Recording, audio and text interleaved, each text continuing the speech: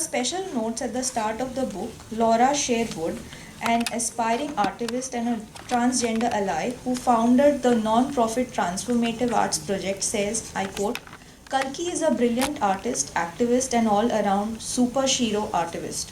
The book challenges the cis privileged narrative. Kalki poetically weaves complexities and struggles transgender people experience and pours her heart and soul into every page of this book, permitting the reader to grasp the anguish, anger, and injustice that transgender people endure in their daily lives. The very opening piece of writing by Kalki in the book reads as follows: I speak because we need to be heard. I write because we need to be understood. I dare because we need to survive. This text does not appear in a typed format, rather, it is like a photocopy of her handwritten manuscript of the poem. When going by the content of the poem, it is evident that it is talking about the first hand experience and a first person narrative voice which knows that only she or he can represent the reality of a person or community without distorting or underrepresenting what they are facing at the hands of the society at large. It emphasizes upon the need to feel heard, to be understood, and to survive by speaking, writing, and daring to do so respectively. The format, however, is noteworthy that if the text is not in a regular type format, rather in a handwritten style, it may be pointing to how unfiltered this poem of merely 3 lines is, with no typed format of the poem but a handwritten one. Handwritings are unique as opposed to the standardization that typing brings to all content typed with the same font style or size. The handwritten format of this poem could be indicative of how raw the flow of thoughts may have been for the writer here. The handwriting retains her unique original identity, which is exactly what her artivism or activism is trying to speak for or endorse. The next poem, which is titled If You Don't Mind, consists of a dialogue between two friends wherein one is asking the other transgender friend if his breasts are real, whether he really has a vagina, and if yes, does it look like that of a woman? Every time these questions are being asked in the most polite manner, yet they appear as the most offensive one from the way the friend responds with a hesitation to clearly say what it is and lingers on a mere sound in reply like, with an awkward pause, because these questions seem insensitive in the way they are posed by one who calls the other as the thozer, that is a comrade in Tamil. The poem implies that no matter how politely one may posit a question, but if it is not received well, the person has every right to feel offended by it. The poem is accompanied by a graphic image of a closed fist with the words fight like a trans written boldly on the fist. The next poem describes the resilience of a trans woman who has a turmeric face that glows with a crimson red kungumam. Kungumam is the Tamil word for sindoor or bindi, centered on her forehead. That dot of kungumam is said to be like a blazing sun. It speaks of how she would clap and clap as she would walk car to car. Basically, how we've seen transgenders, probably that's our first encounter of having met a transgender at a signal somewhere. Uh, Tapping the glass and clap louder so they could hear her and give her some money. Then it makes a distinction between the people inside the cars who seem to be grim and caged in their pasts and futures while she is free and present. The last line of the poem, she clapped and clapped for herself, she walked free, subverts the very idea of a clap being a means of earning livelihood and makes it appear as a symbol of her validation of her own self by clapping for herself. This poem too is accompanied by a sketch of the face of this trans woman highlighting her facial features, where the bindi, like a blazing sun, is the most prominent thing you can see on her face, probably. The blazing sun here used as a simile to describe her kungumam may be to explain that there is an unmatchable radiance in her like the blazing sun that doesn't dim its light for anybody. The next piece of art is again a few lines written in bold black that say that it is okay to be a transgender, gay, lesbian, or bisexual person are okay to be black, brown, or white, but it is not okay to be judgmental. The text contains the symbol for a transgender drawn in its very first line, where it makes a reference to all the gender fluid categories. The poem Don't Tell That to Me expresses its anguish over constantly being told that she doesn't look like a transgender woman but a real woman. She says she's tired of being told that she's brave and that everything being perfect, only her voice could now be more feminine. She's also tired of being asked when was the first time she felt and realized she was a transgender. Basically, she has been tired of curiosity, sympathy, and the stares she gets and the whisper she hears. I think I have less than a minute left, so I will go to the last few. Okay. Arise, My Precious is a poem um, that asks her so as to when will she truly arise against the perverts who just want her for momentary pleasures and abuse her by mutilating her with mean words. It consists of a stanza that says, I quote, Now get away from him, there is so much waiting to topple, battle, and get started in the world. May the vermilion on your forehead scald them like the sun, and you, my supreme creation, metamorphose as Shakti incarnate.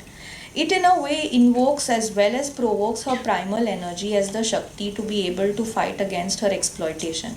In the poem, uh, Kali Mahakali, accompanied by a sketch of the Kali Mata ferociously roaring with her tongue fully out like the most conventional image of Kali Mata that exists, the speaker prays to Goddess Kali to grant her four boons. Okay. Sorry, ma'am. Anyway, I did not have a PPT with the content on it. What mattered to me was to show you that there is an image that accompanies every poem. And I'll just read out the concluding bit of my paper because that will basically draw a connection between the image and the content. While these literary pieces could have existed without the images accompanying them, one cannot deny that the artwork enhances the impact of the literary pieces in a significant manner. Though literature per se should be able to help the reader be imaginative and accordingly create images in one's mind, as per the descriptions, the artivist concept of coupling an image or a sketch with the literary piece is a novel way to catch the attention of a reader who is likely to be drawn to the visuality of the poetry before he or she can go to the literary aspects of the same. It might help the reader to better perceive the thematic concerns of the poet or the writer. Hence, artivism as a newer form of activism is here to stay, while the conventional writing finds it hard to find readership easily. This particularly matters for the activism of transgender rights and liberties, as some of the visual images that are presented in the book here have a strong impact on the reader's mind about the struggles of transgenders. The glaring reality becomes more glaring when the words are accompanied by equally disturbing images, and there are some images that I wouldn't really dare to put up here on a public platform. But yeah, if you're a reader silently reading it, they'll definitely move you, that the reader would have escaped from if he or she did not have an imagination as great to understand the same from the words of the poetry. Thank you.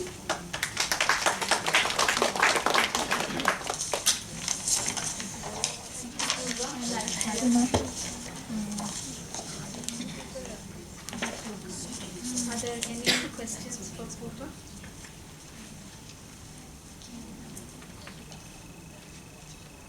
The artworks are also by her. Sorry? The artwork is Yes, also by yes, yes. her. Very interesting, nice people.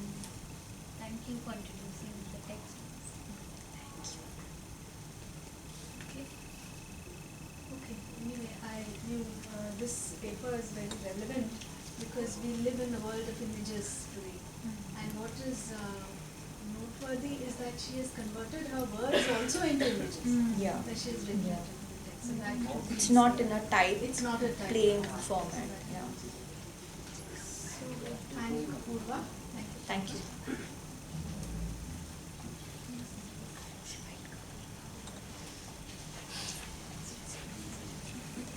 Thank you, Purva. That was very, quite a powerful narrative actually.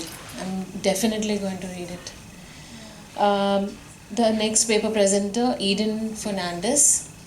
She would be talking about exploring the masked silence in that long silence.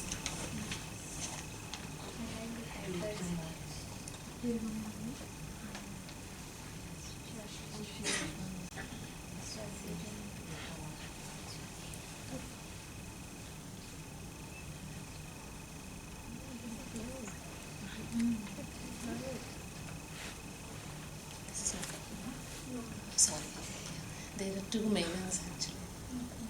Eden, no, sorry. I'm so sorry. It's right there.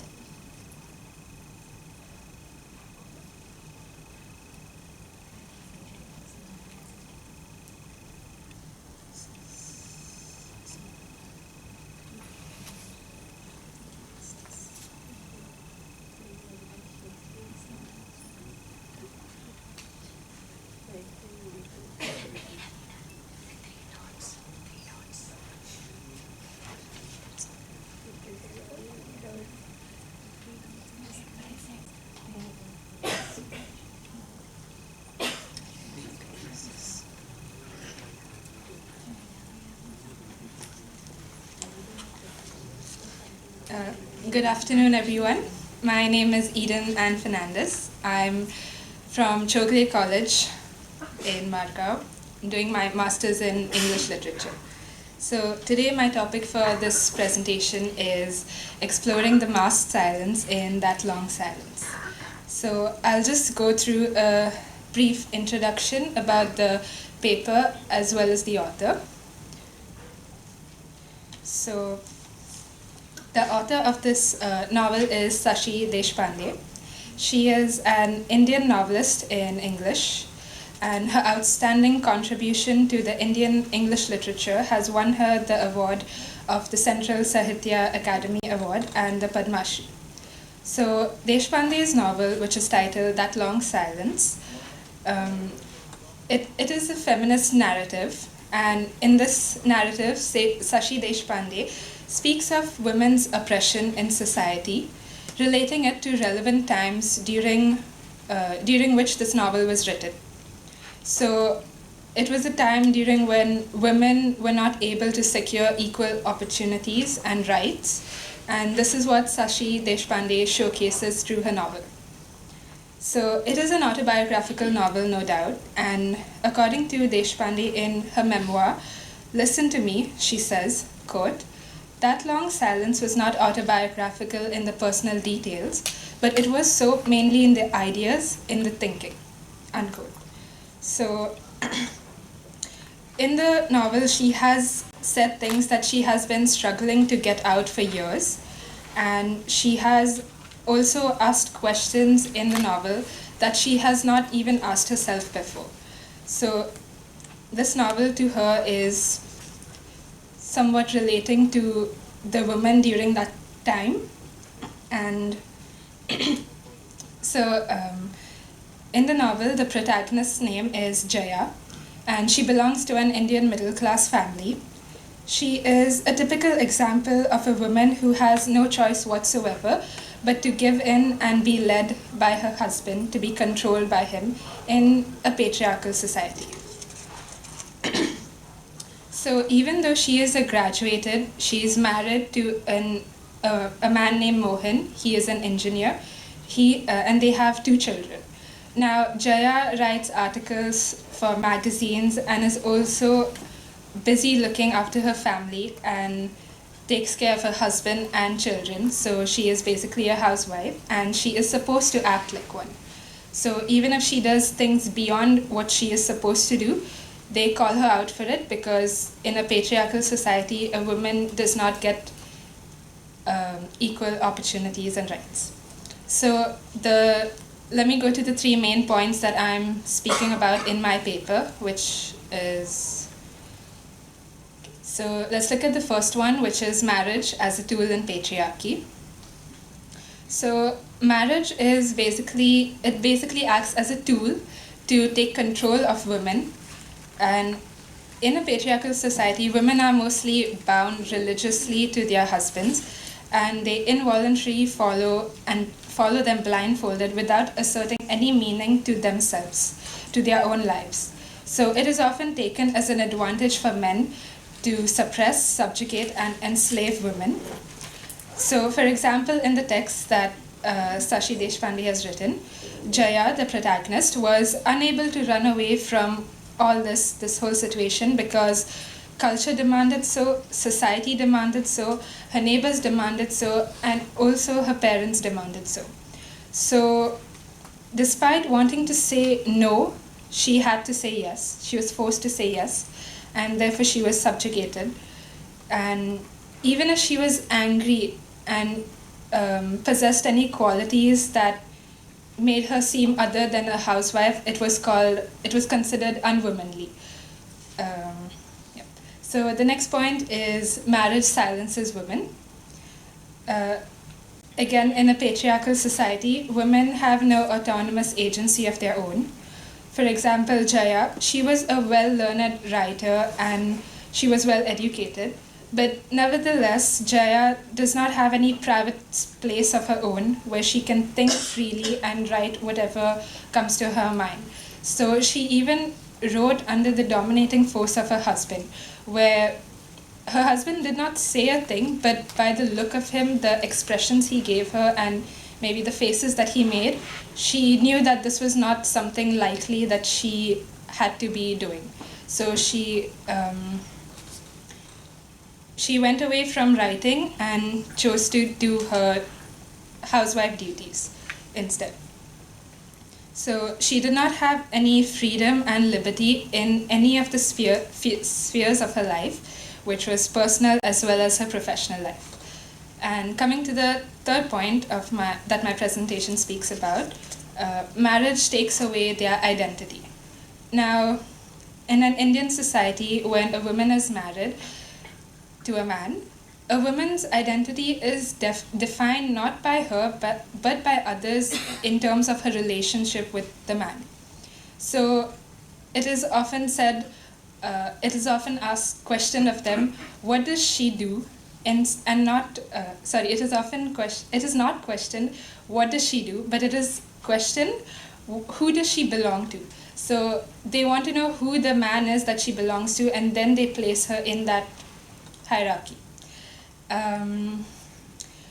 So this shows that Jaya and women in patriarchal society have no identity of their own.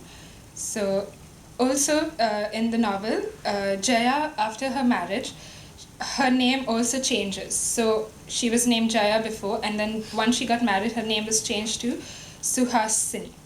So where her name Jaya meant victorious and someone who wanted to revolt against things that were happening, she actually wanted to do these things, but she could not.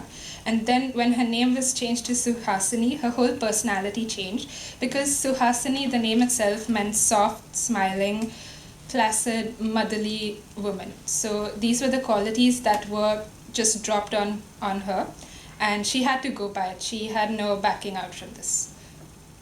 Okay. And so what my paper tries to say is how women are socially conformed in playing their roles as mother and wife in an Indian society.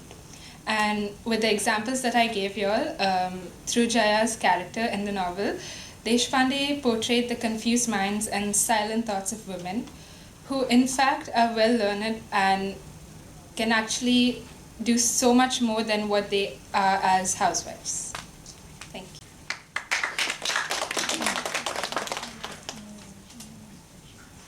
Thank you, Ritu. So this is a novel that I'm sure everyone is familiar with. Any questions for Eden?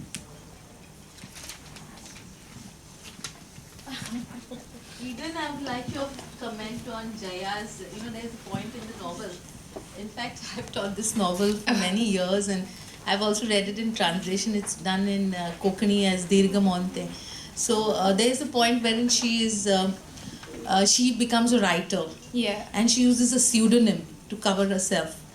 Do you think that her act of writing is a vicarious release from the bondages of the patriarchal world of her marriage.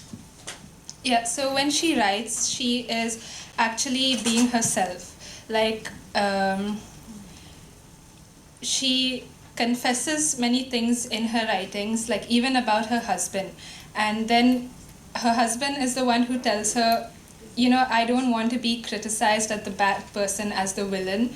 So she can't do this anymore. So even where she gets the space to be her own self and actually bring out whatever is going through her, all the sufferings and thoughts, she is not able to do this.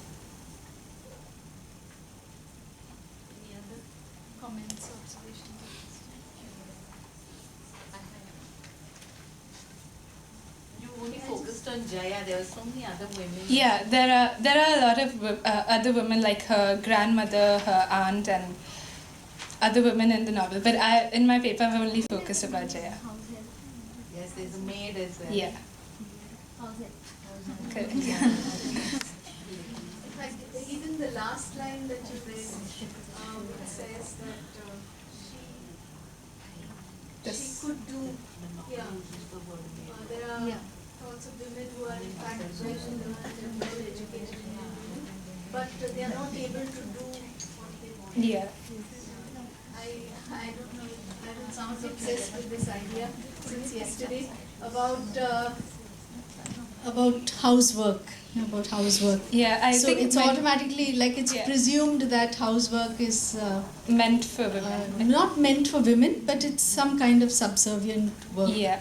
And writing and those other professions are, sort of higher than like childbearing or housework. Yeah. So it's just a comment Yeah. for us to think about, because that again is a mindset. It's a Yeah. mindset that being, like we say, oh, she's just a housewife or she's just a homemaker.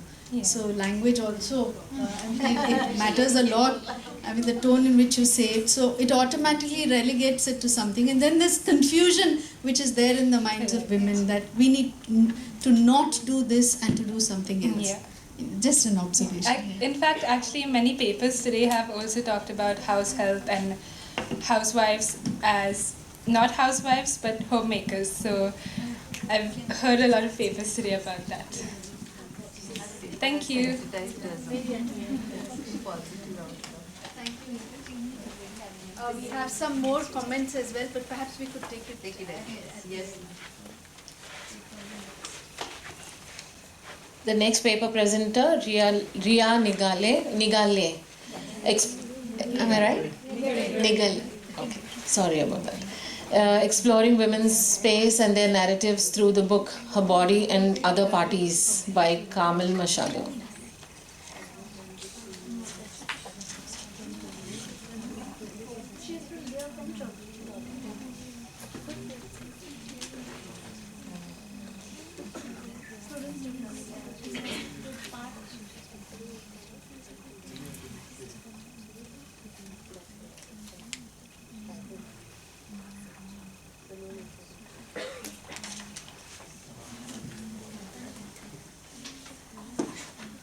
Very good afternoon to everybody present here. My paper title is Exploring Women's Space and Their Narratives Through the book Her Body and Other Parties by Carmen Machado. The book looks something like this. It has about 7 to 8 stories, 1, 2, 3, 4, 5, 6, 7, 8, 9 to 10 stories. And what Carmen Machado does in her book, which is an amalgamation of multiple stories, is she debunks genre norms to create startling narratives that depict the complexities of women and their bodies. Her Body and Other Parties swings between being almost poetic to making the reader feel unsettled. Machado emphasizes the unspoken, daring incidents in women's lives and their encounters with people around them. She paints a clear picture of the lives of women in her stories with a straightforward tone. While each story can be read independently, each story adds layers of interpretation to others, resulting in a profoundly moving discovery of the female mind which is strong, sensual, delicate, and diverse. The aim of this paper was to explore the selected short stories, that is, The Husband Stitch, Real Women Have Bodies, The Resident, and Difficult at Parties, through the lens of women's space and the narratives considering how her body is used by other parties.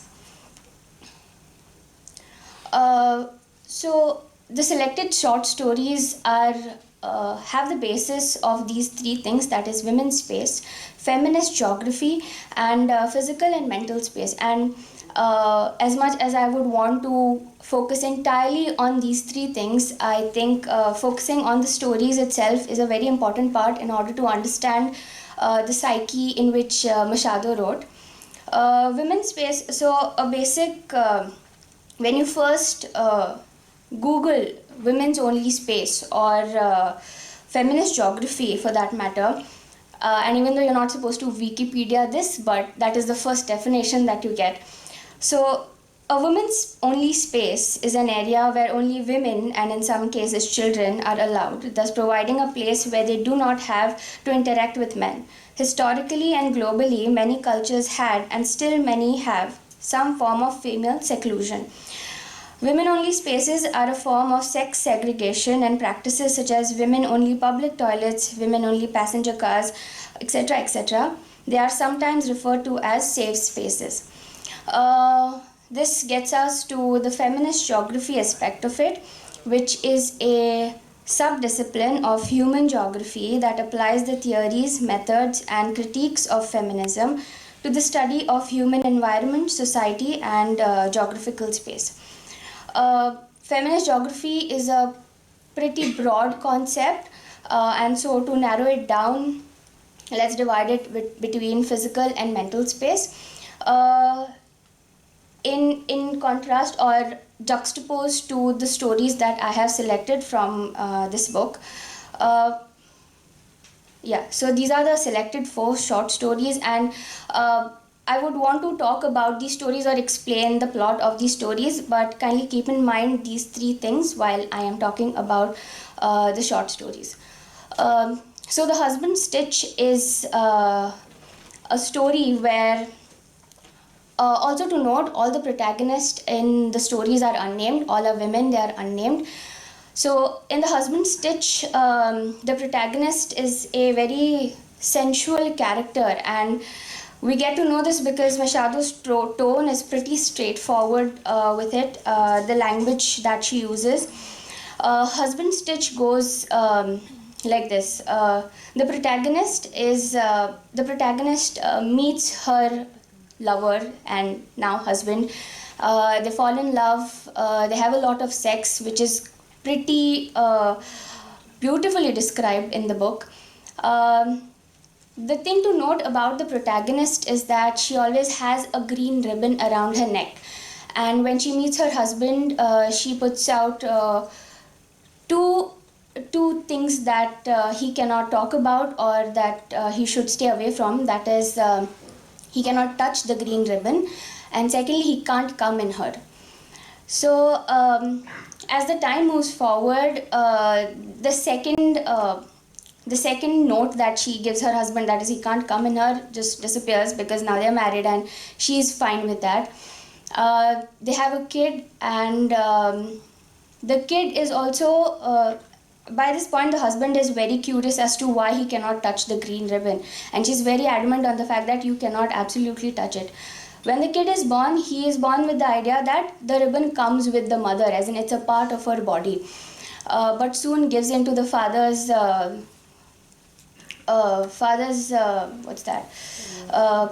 curiosity. Thank you very much. Curiosity as to what the green ribbon is. And eventually, by the end of it, so before that, when the son is born, the husband very cunningly asks the doctor if he can stitch her up again. And that is where the title comes from, The Husband Stitch. And the doctor leaves saying that she's nice and tight now. By the end of it, sorry for the spoilers, but I can't help it. By the end of it, she gives her consent to her husband in order to touch the green ribbon. He pulls the ribbon, her head falls off. This is exactly how all her stories are, and I would want to read one part. And the husband stitch is divided into multiple stories, multiple mini stories, incidents, I would say, and they are categorically separated by liners like these. If you are reading the story out loud, force a listener to reveal a devastating secret, then open the nearest window to the street and scream it as loudly as you are able to. This is just one of the aspects, but the entire story is just divided with these weird directions as to what you should do. The next story is The Resident. Again, the story has multiple mini stories embedded in the bigger story itself. The Resident is basically about a couple where the protagonist, again unnamed, goes to a camp sort of a thing for artists and other creators, and it's called the Devil's Throat, where very beautifully Machado has described all these physical aspects around the protagonist, and to the most specific details of how the wood was carved or how the lines on the doors were. And simultaneously she's also painted a picture to us how the protagonist's brain works. It's a juxtaposition between the details that are around her and the things that go inside her. So she's basically a resident in herself, showing that women's space here that I initially mentioned is her mental space, and she's so much engrossed into it. She's so much in her head all the time that her physical being in the actual world becomes very difficult for her. She goes into this depressive phase where she starts to describe everything very minutely. The third story, Real Women Have Bodies, is about this, again, unnamed protagonist. She works in a shop that sells prom dresses, and one fine day as she's working late, she realizes one of the dresses is moving, and she thinks she's maybe dreaming, she's exhausted. But this keeps on happening for a while, and as the story progresses and as she comes in contact with the owner of the shop and gets intimate with them, she realizes that the dresses that were actually kept in the store were of women who sewed themselves into the dress, almost ghost-like. The last one, Difficult at Parties, is about a couple, again for the fourth time, unnamed narrator. She is, as I would loosely say, very depressed, and she has her own difficulties. And her husband is very is confused as to why she's like this, and he tries a lot. She's not very sexually active, not very physically active, and so they try to buy DVDs and watch porn and try to do it, and it still doesn't work. So one day, as to distract her, he takes her to a party, and as the title says, she's very difficult at that party because she gets drunk, she abuses people, verbally abuses people, she is very out of place, and all her trauma that she faced comes back to her when she's extremely drunk. And finally they go home and they have sex, and she's, I would say, back to normal, or her issues are resolved. So in order to summarize, or in order to just brief, The Husband's Stitch is an amalgamation of different stories within one story. They challenge and question the reader's mental state. The narrative flows like a ghost, like the story. captures so these stories capture the narrator's disturbed mental space and projects it through the physical spaces around her. All the stories, even though are divided between mental and physical, they equally talk about the mental state and the physical state very descriptively. So to conclude, there's just one thing I would say. Whether it is their physical space or their mental space, women in these stories are shown to be using their body just to be taken granted by somebody else altogether. The husband stitch talks about the declining agency of the narrator's morals, eventually leading to her death. The resident clearly speaks about how the narrator thrives in her head, giving the reader the imagery of mad women in the attic theme. Real Women Have Bodies speaks on lines of how women's declining authority on physical spaces is leading to decrease in their mental hold and eventually making them extinct. Finally, Difficult at Party speaks of how a troubled mental space can create an unbearable physical space for the narrator. All in all, Machado beautifully yet sometimes horrifyingly captures the inner workings of a woman's space through different narratives in her short stories. All the short stories almost have a poetic touch to it, flowing like a river, sometimes making the reader startle in between the waves of Goth and sometimes being oddly liberating. Thank you. Thank you, Dia. Tempting us to read that book. Yeah. Really interesting stories. Yeah, really interesting stories. Any questions for Ria? How would Machado treat a narrative where a transgender man enters a safe space of a woman, according to you, after you've read Machado so much? I'm sorry, can you repeat the question? A transgender who is a man, Hmm. male genitalia, who claiming to be a woman, entering a female space, how would Machado treat? So a transgender man who is now a woman with male genitalia entering a female space, how would Machado treat that kind of a story? Just through your reading, because I haven't read Machado, you have. Okay. This is the only work that I've read of hers, and of the stories that I've read, I would say the theme that is very common in her writing is this goth over foreshadowing that she does. So I would say of what I can imagine, I would say, no, it's a very interesting question and I'd love to answer it.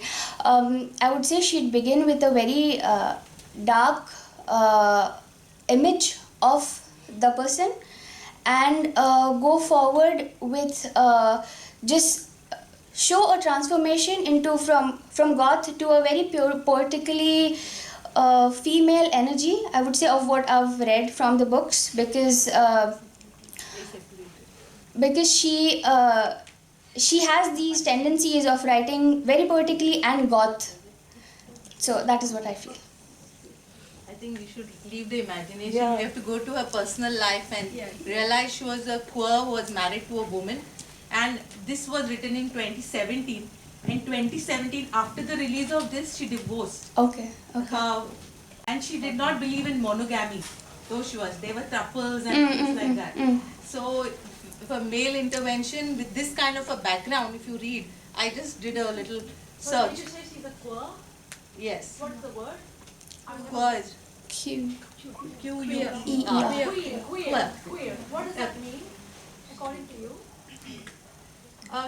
She has inclinations, sexual inclinations, which are not the conventional, the male-female. So that's a sexuality? It's a preference, it's a choice, it's an orientation which is by choice. Bisexual. That's not bi. I think she's a lesbian. Please read, you will get more details. No, I think we need to agree on understanding the difference between bi and queer, otherwise we can't have I went by the information given by the internet on the author. So if there is a more detailing about it, I think you can make more research on that. She has a question. Yeah, it's not a question per se, but thank you for stating out the concept feminist geography.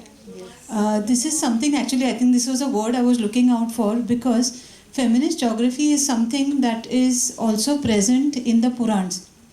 the story of Ganpati, how Ganpati was born, actually starts with a clash between Yes, Shiva yes. and Parvati on her space. True. And very often we know Ganpati's story so well, but not a scant attention is paid to Parvati's struggles because she was searching for her own space. Yeah. It was not wrong for her to ask her husband not to come where she's staying Yeah, yeah. because she needed her privacy for whatever reasons. But again, I will blame patriarchy for it. Parvati's issues and her struggles were sidelined, and what comes for is a male god. Oh yeah, true. And of course, I have all the respect for Ganpati because I pray to Ganpati quite a bit, but I get very upset when Parvati's struggles were never acknowledged in the story. Yeah. So thank you for that term because I didn't know what it was No, called. this was Yeah. this Thank was you. an amazing example because I did read the information on feminist geography and I just took it in as the material that is. But when you mentioned, I could see the entire scene. I'd seen a movie, some animation on this thing, and it all came back to me. Thank you. Thank you for you too. Okay, we'll go to the next presenter.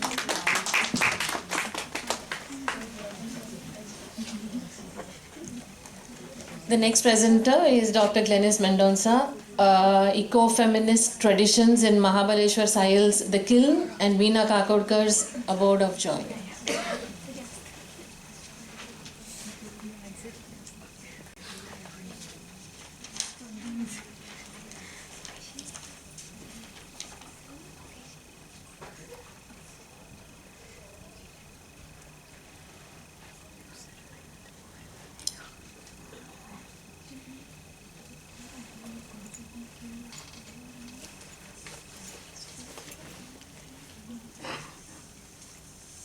Thank you, Jyoti.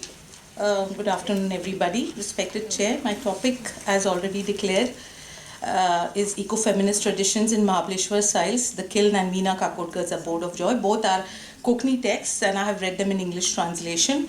I just try to introduce the whole concept of ecofeminism. How do you? In brief, the discourse of ecofeminism explores the interconnections between women and nature while examining the traces of exploitation in both. Ecofeminism, first coined by the French feminist Françoise Yvonne in 1974, was a movement to probe the intersections between the degradation of the physical natural world and the exploitation of women by a highly patriarchal and capitalist world. As philosopher Karen Warren opines, ecofeminism builds on the multiple perspectives of those which are totally undervalued in dominant discourses. So, an ecofeminist perspective is very broad and pluralist because it particularly in India we have to accept that it goes beyond. Considering the female, because there are the caste, race, religious, cultural practices which are additional matrices which cannot be overlooked while trying to fathom the lived experiences, particularly those of women. The strains of sexist and naturist practices makes it inevitable for a critic of eco-criticism to stretch the boundaries of studying this discourse to include select literature which is rooted in the rural areas of the Konkan belt. And particularly I have taken these two novels because one is written by a male writer and the other is written by a female writer, so that I could make a kind of a comparison between the projection of women there. And both these novels are peopled with women characters. That is the reason, that is the criteria I used to choose. I chose to this. Now, The Kiln was translated in 2001 and by Vidya Pai, and Veena Kakodkar's Vastu was translated as Abode of Joy in 2020, and both by the same translator, Vidya Pai, published by World Konkani Center, Mangalore. So the publisher is the same. So I particularly consciously selected these two for these reasons. So these are the two novels under study: Abode of Joy, Vastu, translated by Vidya Pai. Original writer is Veena Kakodkar. She lives in South Goa, and Mahabaleshwar Sahil again lives in South Goa. But this is centered around The Kiln, which is originally Houghton, is centered around the life of potters and potter women, particularly the lives of the communities, the potter communities, which are affected by an incoming project of a dam around the Marjali River. So it's set around the Konkan belt, the Karwar Konkan border area, and around the Marjali River. And Meena Kakodkar's Vastu, Abode of Joy, is centered around the hinterlands of Goa. So we have two areas of the state of Goa. So ecofeminism and its manifestations in the kiln. Vandana Shiva in Ecofeminism, 1993, offers a critique to modern science and technology as a Western patriarchal colonial experience, which is inherently violent and perpetuates the same violence against women and nature.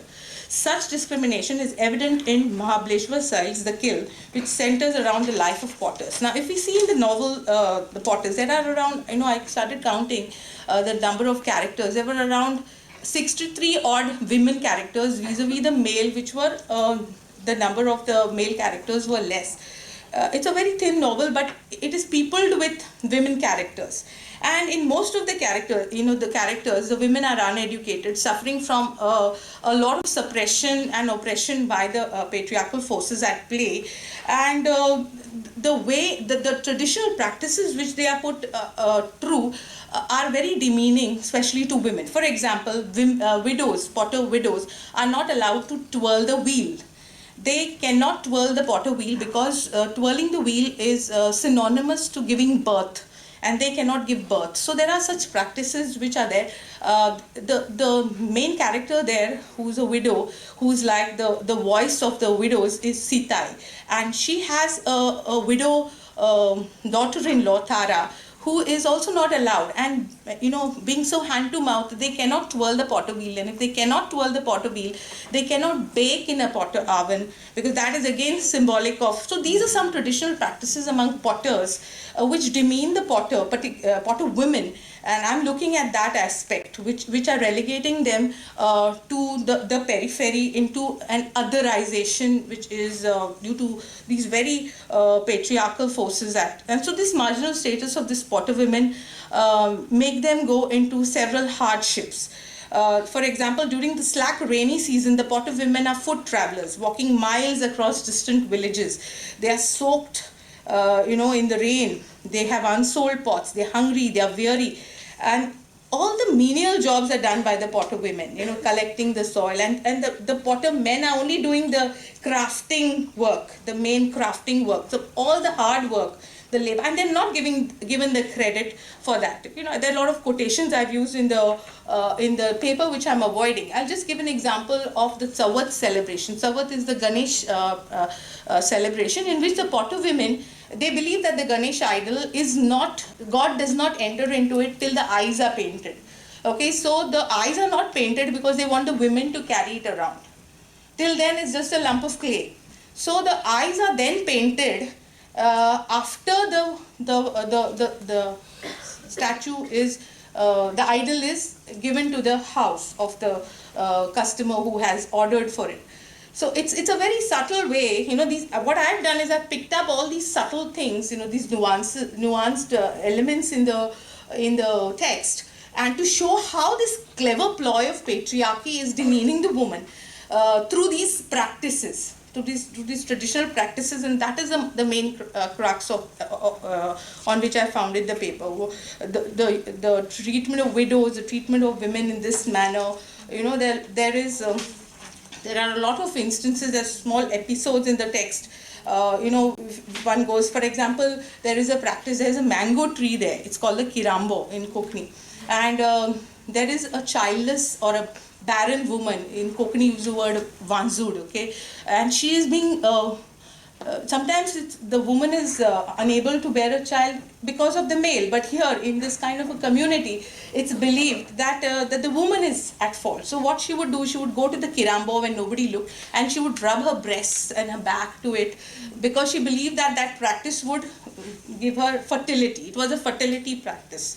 So there are a lot of practices in this which women are trying to face and brace the patriarchal system to rise above the oppression which they are facing. In this case, in Aprube's case, it's Manzoor.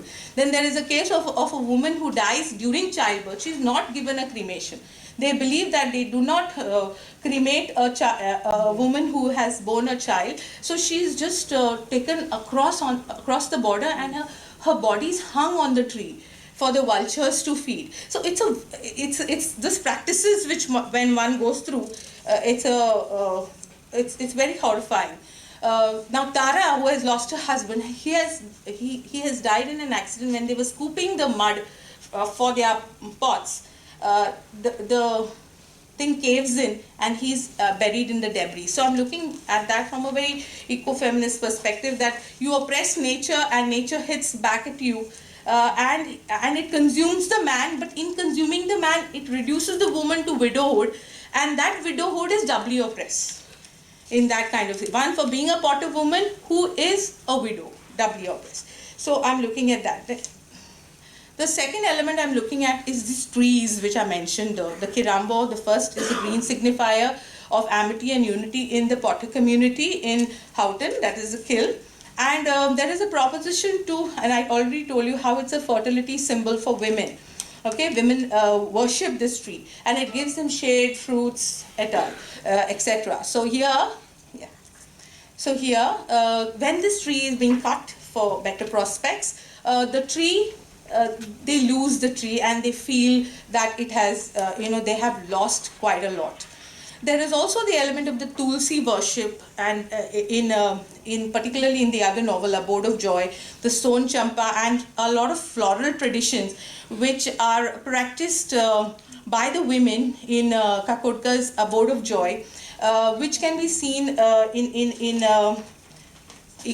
eco-critical, eco-feminist signifiers. The worship of the sacred basil or Tulsi, which holds a centripetal place in the Rasangan of the Shanai Vastu, is a noticeable eco-feminist signifier because it's a symbolic trope to show the connections of the feminine to the larger cosmos. And I've used Vandana Shiva to corroborate my argument here.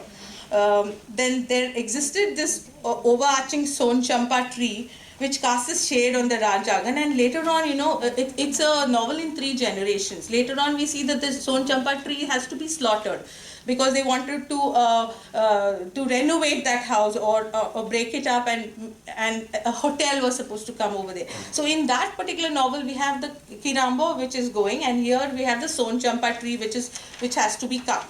So the tree here is very, very symbolic. Then the element of the crow, and this is the last one I'm going to discuss, the crow, which is an eco-feminist signifier in Meena Kakodkar's Abode of Joy. There is an element wherein there is a matriarch called Soshaka who is ruling the roost. Though she is a widow, she is determining things in the family. So when she dies, everybody kind of heaves a sigh of relief because the matriarch of the family is no longer there, but at her Baravo or her 12-day rituals, they have to offer food to the crow, and the crow refuses to eat the food. The crow does not come, and everybody has to remain hungry. Silently they curse. The crow is supposed to be an embodiment of the spirit of Soshaka. And finally, they have to go to, like how they would go to Soshaka, your wish will be done, we will go by what? They have to go and beg the crow, your wish will be done. And then the crow comes in the novel and he takes the vada and he goes. So that kakol which is offered to so I'm looking at the crow as a symbol, which is used. Again, the element of menstruating women, what do they say? The crow has touched her. Kaula na fulle. The element of the crow is used everywhere. Am I right? So the crow is appearing as a very significant, symbol here in this particular, and I'm looking at, how crow, even in the Western context, is a masculine mythical character associated with, male power, because they say that the throngs of ravens or crows symbolize masculinity, and a crow touching brings in impurity, kaula na fulle, okay, and the otherization of women. Also very suggestive to nature images to heighten this discrimination. I would like to conclude here, because I've already got the notice. The women portrayed, I've also used, elements in language just to take where Sneha has started from, how language is used to otherize women, which I have omitted here, but even in the language used by the author, there is an otherization here. The women portrayed in Sahil, Skill and Kakodkar's Abode of Joy are victims of patriarchal traditions which relegate them to otherness. Widow matriarchs like Sita and Shoshaka brace the circumstances and face the masculine powers with stoicism. While Sita attempts to twirl the potter's wheel in utter defiance of tradition which restrict potter widows, Shoshaka gives a new lease of life and liberation to the widow of her time. So during her times, they were supposed to shave her head, they were called bodkis, they were restricted, but she gives a release of life, and that is possible when we have a women writer who is trying to show a liberated woman to some extent. Both the novels are replete with eco-feminist echoes, though anthropomorphic green signifiers like trees, animals, birds, flowers, or traditional practices which demean women alongside nature. The traces of ecofeminism are imminent. Both the novels under study subtly urge the reader to be more sensitive and respectful to both women and nature simultaneously. Thank you for your patient listening. Burke cited. Thank you, Glenys. Any questions for Glenys or comments? Any questions? We just reached the halfway mark, so I think we'll move. Yes. Yeah. Deepa. Yeah. Deepa has a question. Or comment? When we speak about othering, can we not look at it as a feminine space that we have not embodied in the full? You are othered and Why you are we feel still- that you are happy with the othering, that kind of a Why thing. are we still looking at it from the male perspective? Isn't it also, how shall I say this? When we are looking at ourselves as the other of man, aren't we That's a failing That's to a see different us as perspective. women? So that is why I'm asking, can't the space When I say be other, seen I'm as taking a the feminine Simone de space? Beauvoir understanding of other. He is the one, she is the other. The second sex understanding. sex, and okay. you're Fair looking at enough. it from the Beauvoirian perspective. All right.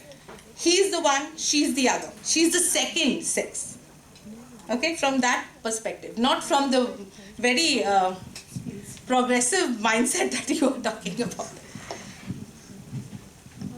Thank you. Yeah, thank you. We'll move on to the next presenter. Megan?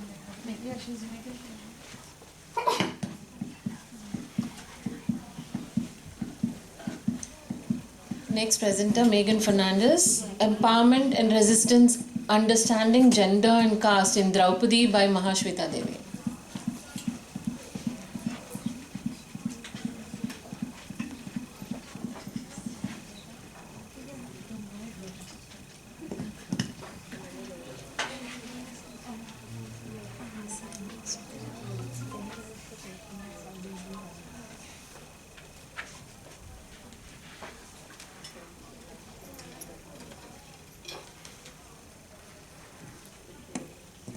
Hello everyone, I'm Megan Fernandez. I'm from St. Joseph University, Bangalore. And so my paper looks at Mahashweta Devi's short story called Draupadi. It looks at it from the three certain lenses. One is post-colonial, caste and gender-wise. So I would like to start with a quote from the story.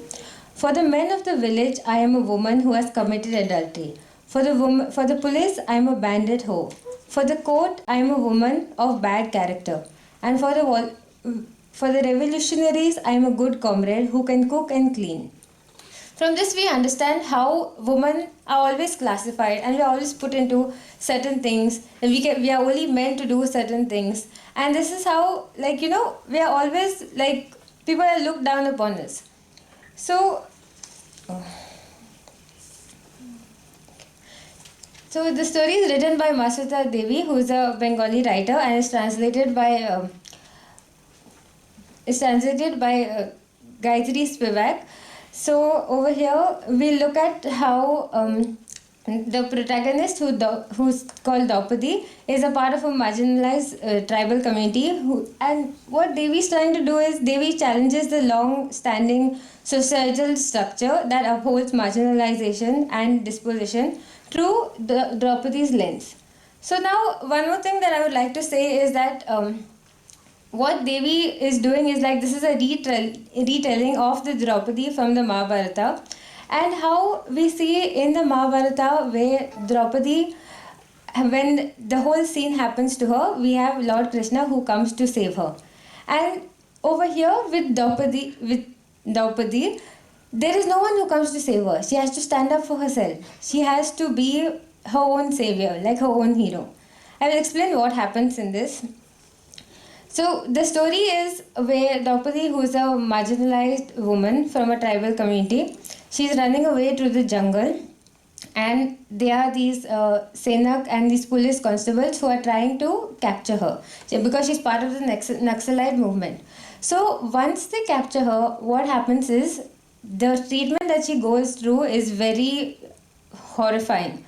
So they capture her and they strip her naked, and stripping naked is also associated with how people in power will strip you naked. Is not just for your clothing, it's for your dignity. You lose your dignity, you lose your self-respect. There's so much more in just, losing the clothes from your back. Okay. So also what happens is, I will try to read it out because it's very vivid and descriptive the way Devi writes it. So shaming her, a tear trickles down the corner of her eyes. She sees her breast, bitten raw, nipple stone. How many? 4, 5, 6, 7, and Draupadi passes out.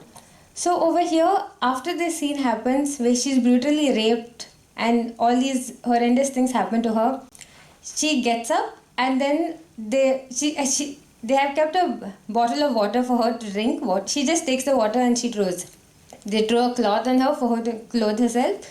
She doesn't wear. She takes it and she tears it.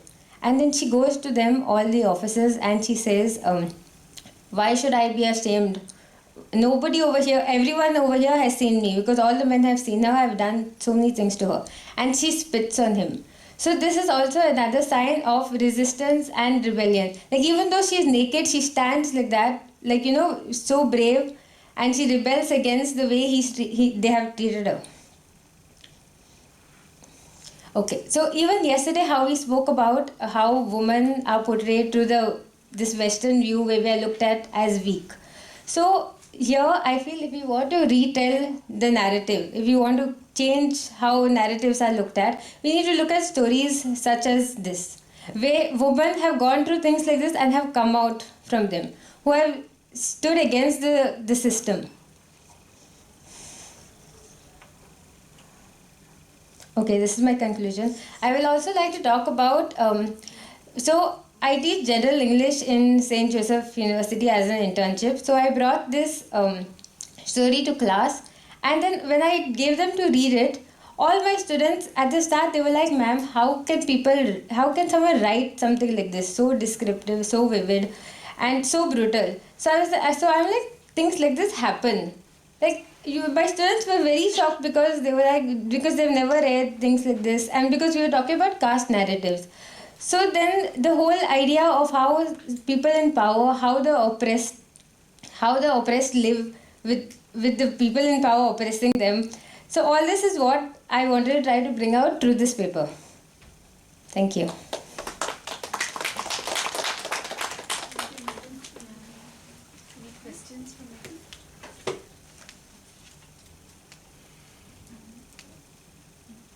You should ask. Yeah, It's your favorite. I spoke about it in the morning. It was a compliment to what I had.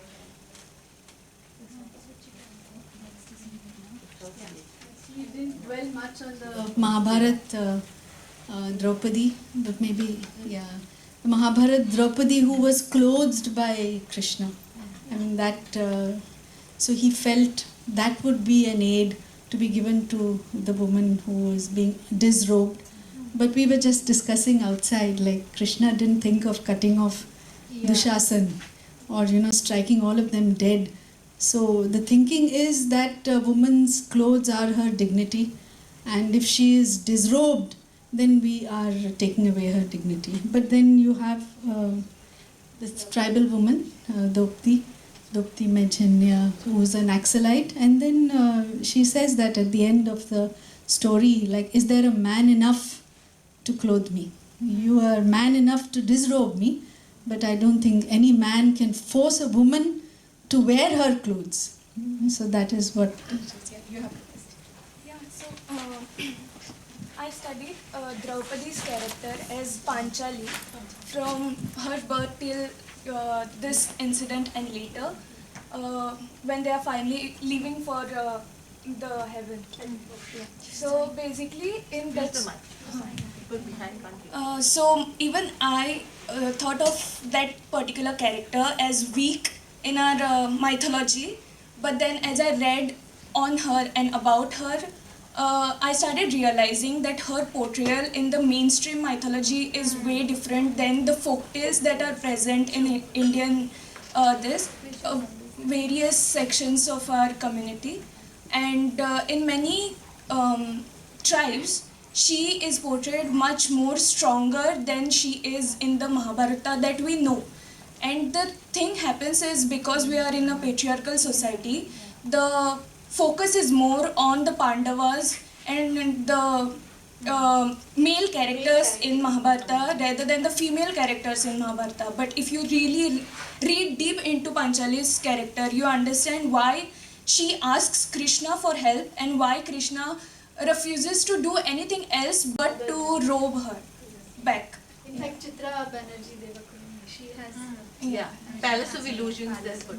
Yeah, it's a bit fan fictiony for me, but yeah, we are getting somewhere, I guess. Can I just add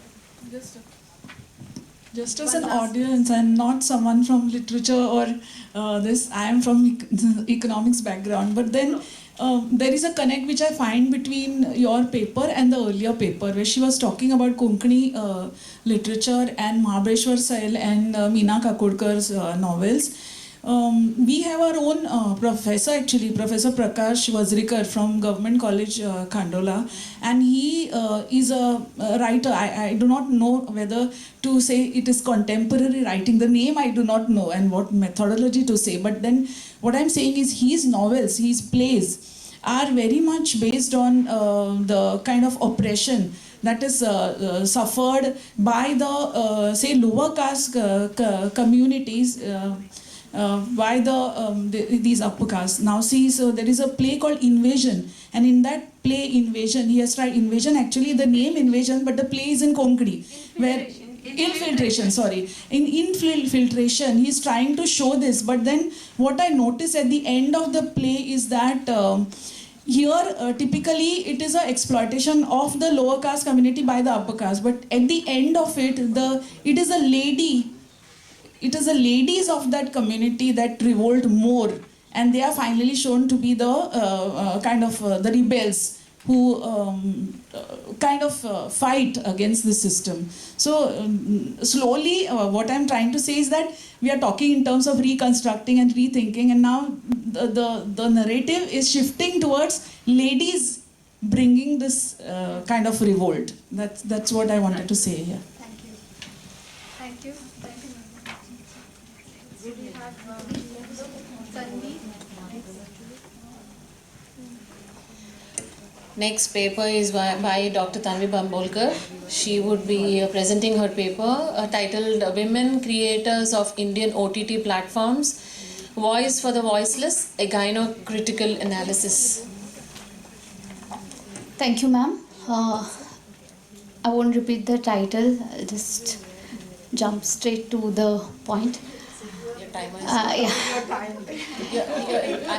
Even though it has not started, I think I'll just start with the introduction. Okay, there it is.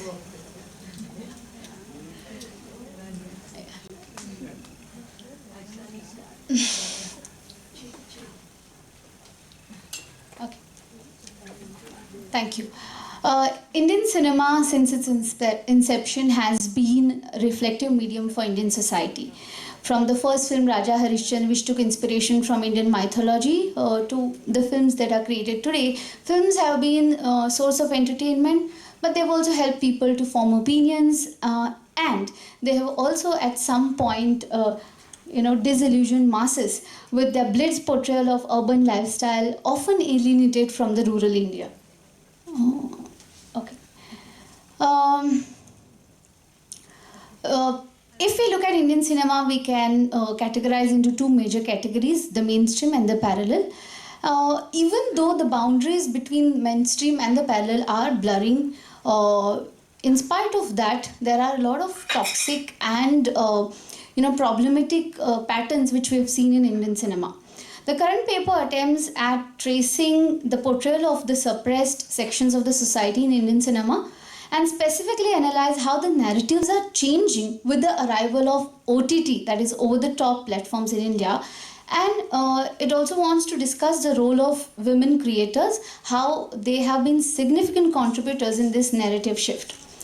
So, women in Indian cinema over the years, Indian film industry has been very much dominated by male presence. However, in the year 1926, Fatma Begum was the first woman director who directed her first film. Then we have directors like Aparna Sen, Meera Nair, Deepa Mehta, who have tried to bring in their cinematic work through their experimental work. They didn't make an attempt to speak for the voiceless through their films. For example, Water by Deepa Mehta, which dealt with the issue of child widows. Yet this film did not really receive popular attention. Drastic change with the arrival of OTT platforms has been happening because it doesn't really require strict censorship. However, the portrayal of suppressed communities such as women, Dalit, queer communities, LGBTQ has had its own history of prejudice and stereotypical representation in Bollywood. For instance, in several Hindi films produced during the period of 1999 to 2014, trans actor Bobby Darling portrayed character of effeminate man or supposedly transgender. There was no clarity. And the identity was never clear, and these characters were often used as a medium of mockery. Sumona Bose rightly says in her article about LGBTQ representation in Bollywood, I quote, "Popular Indian cinema is guilty of being offensive and ignorant and then sometimes downright showing bizarre portrayal of LGBTQ plus characters. There is a dearth of queer actors playing queer roles, accurate representation of fashion, lifestyle and queer cultures, or realistic depictions of life led by someone from the community. It is safe to say that popular Indian cinema is marred with a complicated history of representing the community accurately." The representation of women also hasn't been, ideal in Indian cinema. There have been various stereotypes such as damsel in distress, the seductress, the chaste women, and many such toxic and misleading archetypes which have been found in Indian culture and have been further strengthened by the representation in the Indian films. Sanchari Mukhopadhyay, while discussing about the portrayal of women in early Indian film, opines, the female characters, ended up being just fancy add-ons to the male lead. Even movies like Mother India did not talk about the lady's choice to become the savior or fighter. Her taking that path was contingent on her family, husband and children to fulfill their needs. Unquote. So fortunately the times are changing here, and there have been conscious attempts at bringing the shift in the narrative. The shift is also being carried out by prominent female filmmakers of 21st century India. And their work is classic example of sharing, I quote, the female experience that gynocritics aim to assess while studying the women's literature. Elaine Showalter, in her essay Towards a Feminist Poetics, coins the term gynocriticism, and she says that, as quoted by Literature and Criticism, I quote, "The woman creates the text and textual meaning, history, themes, genres and literary structures," unquote. Thus, this paper attempts to look at this shift in narrative in Indian films through the gynocritical perspective. The text that I have, taken to assess these concepts is the movie Kala, a psychological drama directed by Anvita Dutt, web series Made in Heaven created by Zoya Akhtar and Rima Kakti, Short films directed by Zoya Akhtar in season 1 and directed by Konkana Sen Sharma in season 2 of Netflix web series Love Stories. Kala is a wonderful movie based on life of a female singer in 1940s India. I won't get into the plot, please watch the movie. What I found very interesting in this film is that it's a very realistic representation of relationship between a mother and daughter, which shifts from the common narrative of a very idealistic portrayal of mother-daughter relationships in films, where mother is seen as source of inspiration, sacrifice, care. However, in Kala, the mother Urmila has her own psychological dimensions which have been creatively delivered by Anvita Dutt.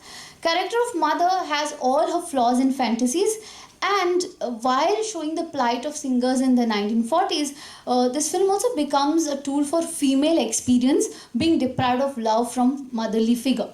It also becomes successful in showcasing the other side of the women's psyche, which did not be always ideal or sacrificial or perfect. That's why I think the characters in these new age OTT productions are nor villains nor heroines. They are very complex and very realistic kind of characters that women creators are creating. New age creators are also attempting in bringing diversity and allowing inclusivity, in their narratives. Like for example, my next text, Made in Heaven, is a story about two wedding planners, Tara and Karan, who run a wedding planning company called Made in Heaven.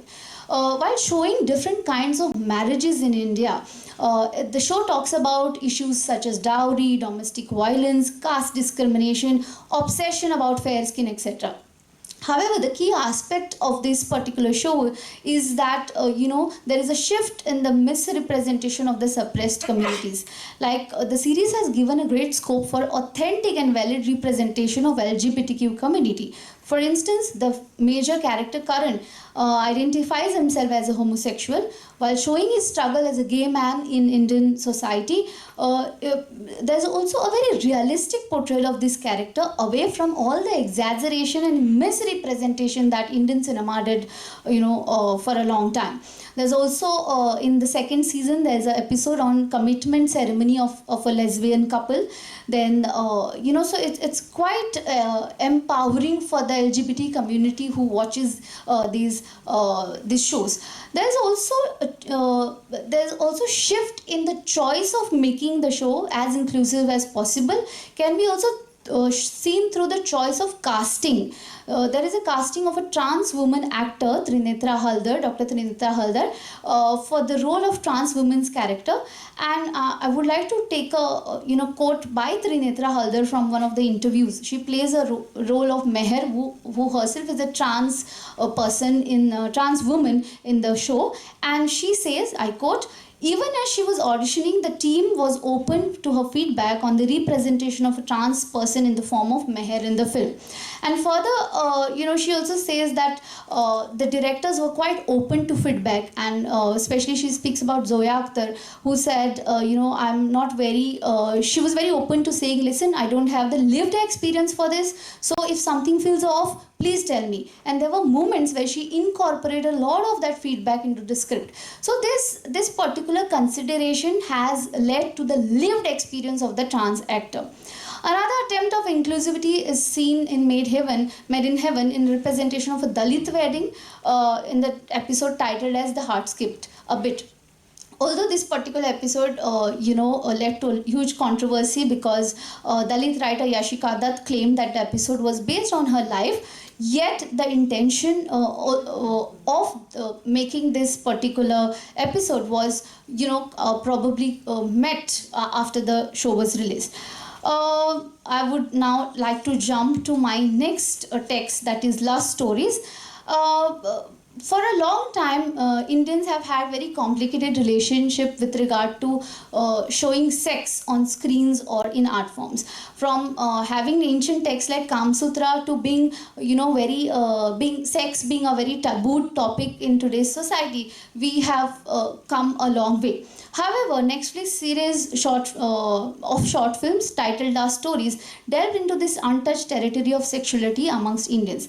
The first film in in the first season shows the relationship between house help Sudha and her boss. I would just like to take a quote and which kind of summarizes what this story is about.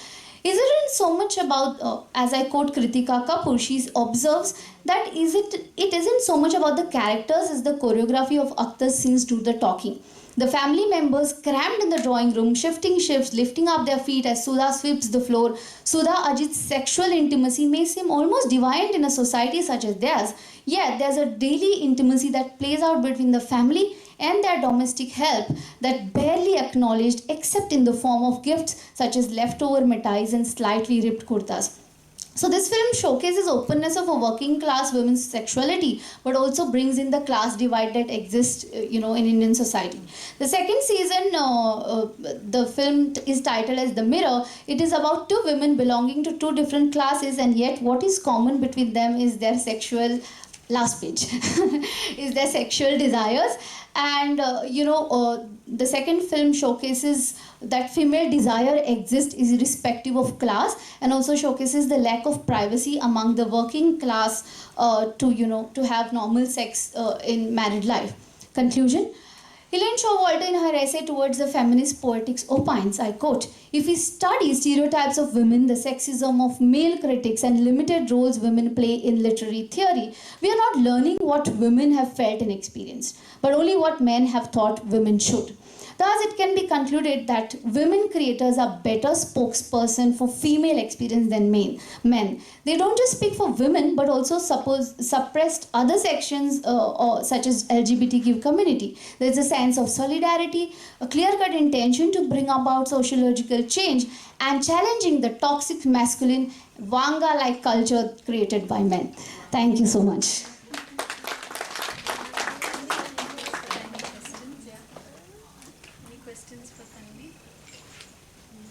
Was the Zoya Akhtar project self-funded?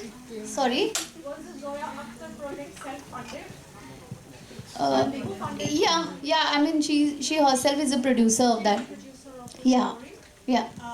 And what about the Lust Stories? Who's the production? Lust Stories is I think it's a Netflix. There are 4 directors. I'm not sure about the direction. Production.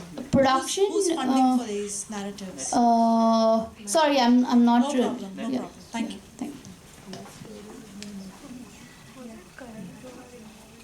Any other question? Thank you. Move on to the next presenter. Neha.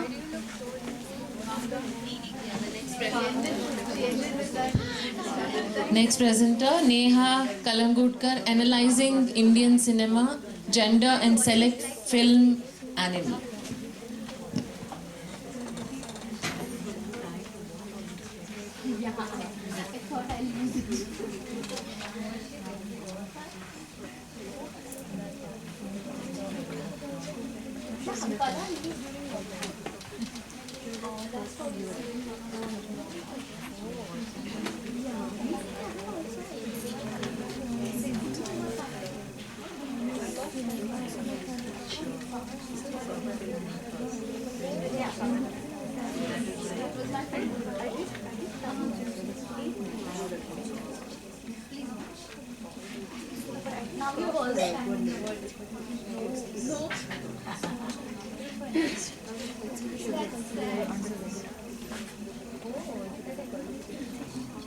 Good afternoon, respected chair, my fellow presenters and the audience. The title of my paper is Analyzing Indian Cinema, Gender and Select Film Animal. So cinema is a popular media of mass consumption which plays a key role in molding opinions, constructing images and reinforcing dominant cultural values. The paper deals with representations of women characters in mainstream Bollywood movies, highlighting the movie Animal, which is a recent blockbuster. Women constitute around half the population, and hence their portrayal on screen is crucial in determining stereotypes that exist in our society. My paper begins with a discussion on the field of feminist film criticism and how mainstream Hindi cinema has restricted itself to define sketches of womanhood. It also undertakes some glimpses from popular films to analyze this process of stereotyping. Cinema is always constructed from the male point of view. And in conclusion, an analysis on whether the recent blockbuster movie Animal has been successful or unsuccessful in portraying Indian women of different shades in a society dominated by patriarchal values is presented. Introduction. Films are believed to be the opium of Indian masses as people rely on this medium to help them escape to a world of fantasy. In a very explicit way, cinema has shaped the cultural, social and political values of people of this country. The interest in films taken by feminists stems from the concern about the underrepresentation and misrepresentation of women in cinema. It adopts a critical approach towards gender bias on celluloid. I will just jump to the film Animal. I don't know how many of you all have watched the film, but ever since ever since Animal has released, the film has remained a center of many controversies. While it has generated those huge box office numbers, it invited equal share of criticism and comments. Many called it misogynistic and have a huge problem with the way female characters in Vanga's films are portrayed. Sandeep Reddy Vanga, director, reflected upon that during an interview with Galata Plus and reacted to the comments on a few scenes from the film. He also discussed the dynamics between Ranbir Kapoor's character Ranvijay and his wife Gitanjali, played by Rashmika Mandana in the movie. Vanga revealed that in a scene where Ranbir couldn't stand anyone speaking ill of his father, and it leads to a fight, was not deliberately orchestrated. The focus was on defending his father and proving that he's a great father. He thought that it added a nice dramatic quotient. Vanga also said that he's observed people in the US and their lifestyle, which is quite different from India, and Indian women love staying there because they feel independent. However, in the movie, they were then staying in a palace where everything was under control. In the film, the way Rashmika has got mixed reactions for a character in the film. While there was a section of the audience who praised her performance, some criticized her and also felt that the character didn't do much against the misogyny in the film. The film continuously postured the hero as an alpha in increasingly unsettled ways. Ranvijay loves his largely absent father and is tormented by this fact. But we don't know why. Animal scarcely touches upon this history. And yet Ranvijay demands the same unconditional love from his wife. I don't understand the reason, but he will go on to break her engagement, kill thousands of people, and also cheat his wife. And it's not like Ranvijay respects the women in his family either. When his sister is bullied, he comes literally with a gun and shoots in the class. This leads him, however, to getting banished to the boarding school by his father. But it appears that it doesn't make him regret his decision whatsoever. Maybe according to Vanga, it is how Animal behaves apparently. Also, Ranvijay in one of the scenes makes comment on monthly period and changing of sanitary napkins to his wife, and he says that you do too much of drama to change those pads for 5 days. I feel it's really a sexist dialogue which appears in the movie. In another, one of the most controversial scenes, we have Tripti Dimri's character, Zoya, is asked by Ranvijay to lick his shoes, which is also misogynistic in its own way. Once she confesses that she loves Ranvijay, he deliberately asks her to lick his shoes to prove that, whether she truly loves him. The female characters like her are treated inferior and secondary to the male characters, and their views and opinions are given little or no importance at all. Also, Bobby Deol, who plays Abrar Haq in the movie, who's an anti-hero, he is brutal and misogynistic in a broader scale. He has multiple wives and he uses and abuses his wives. It is depicted very explicitly that rape is normal and wives' permission or approval is not necessary. He hits and beats them as and when required and expects them to do as he pleases. The film, in other words, normalizes marital rape. The mother of Ranvijay, Jyoti Singh, played by Charu Shankar, is also given little voice to speak her mind. Her husband Balbir Singh, played by Anil Kapoor, dominates her and even at instances in the movie shuts her in the middle of conversation, not allowing her to even express herself. Their relationship has more of a fear and distance than love and respect. In conclusion, The film Animal celebrates sadist gender politics with the casting of powerful male characters. In Vanga's universe, as observed in his film, it is human condition, I would say, violent, anti-feminist and misogynistic. The film is already called entertainer despite the minor pleasure it takes in abusing women. The film demands return to the masculinistic cinema, rejecting equality and inclusion. The message delivered by the film implies not to take any woman seriously and on a broader scale not to take feminism seriously. The women characters are treated inferior and secondary to the alpha male characters portrayed in the film. The independence, thought process, expression of female characters are not visibly given preference and focus. And sadly, such movies are being made blockbuster hits by audiences in our country. I certainly feel that directors and writers must give credits to female characters in the film because films are believed to have much larger emotional and psychological impact on the audiences, especially the young generation of our country. In other words, cinema serves as a powerful platform for social commentary, shedding light on pertinent issues and influencing societal perspectives. So I believe films can provoke critical thinking among the youth, enabling them to reflect upon complex subjects such as politics, inequality, environmental concerns, and social justice. There has to be more of a thought-provoking films that spark discussions, encourage empathy, and inspire younger generations to become agents of change, unlike films that promote misogyny, violence, rape, and inequality. Thank you.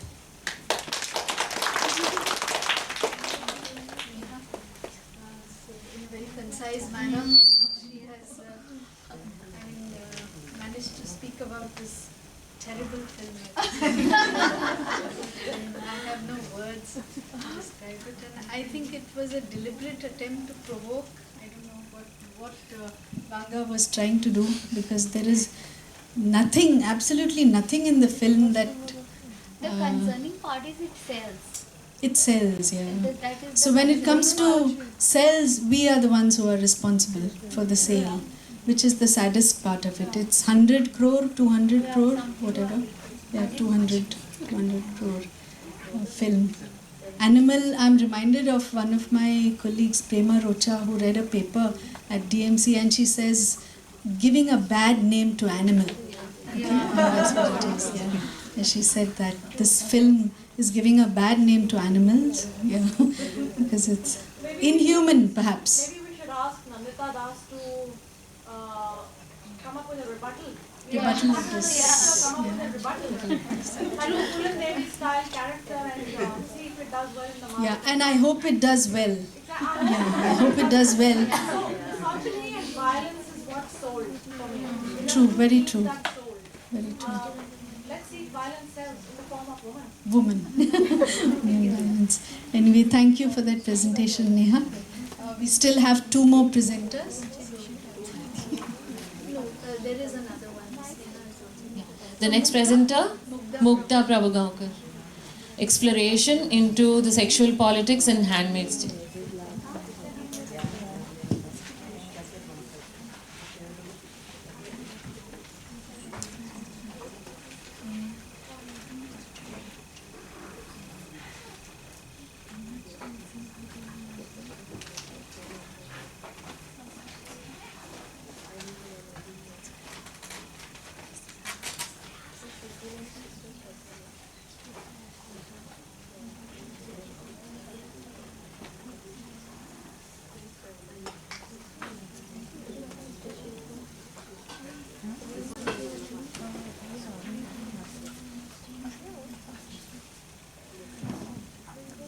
Hello everyone.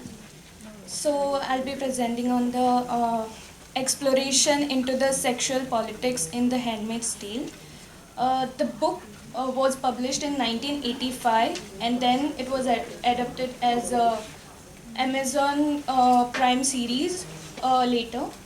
5 seasons are available of this, The Handmaid's Tale. So first let's understand what my paper focuses on.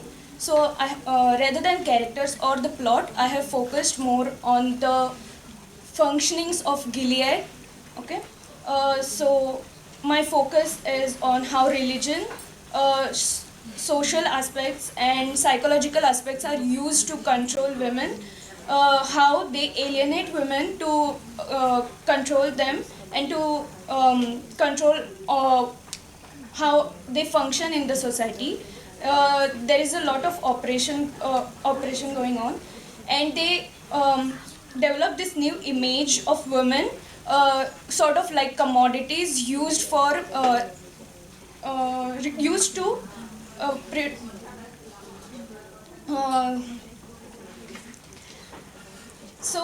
they have created this image of women as commodities, and they basically try to control what is motherhood.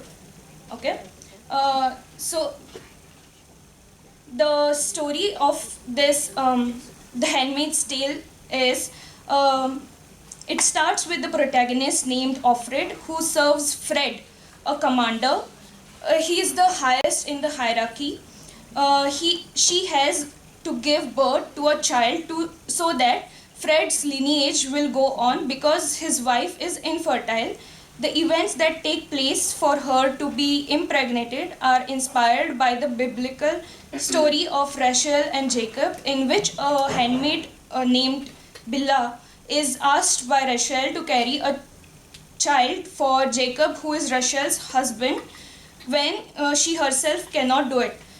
Thus, bodies of women are controlled using religious texts. They are turned into reproductive machines, a commodity to be purchased by wealthy and powerful people.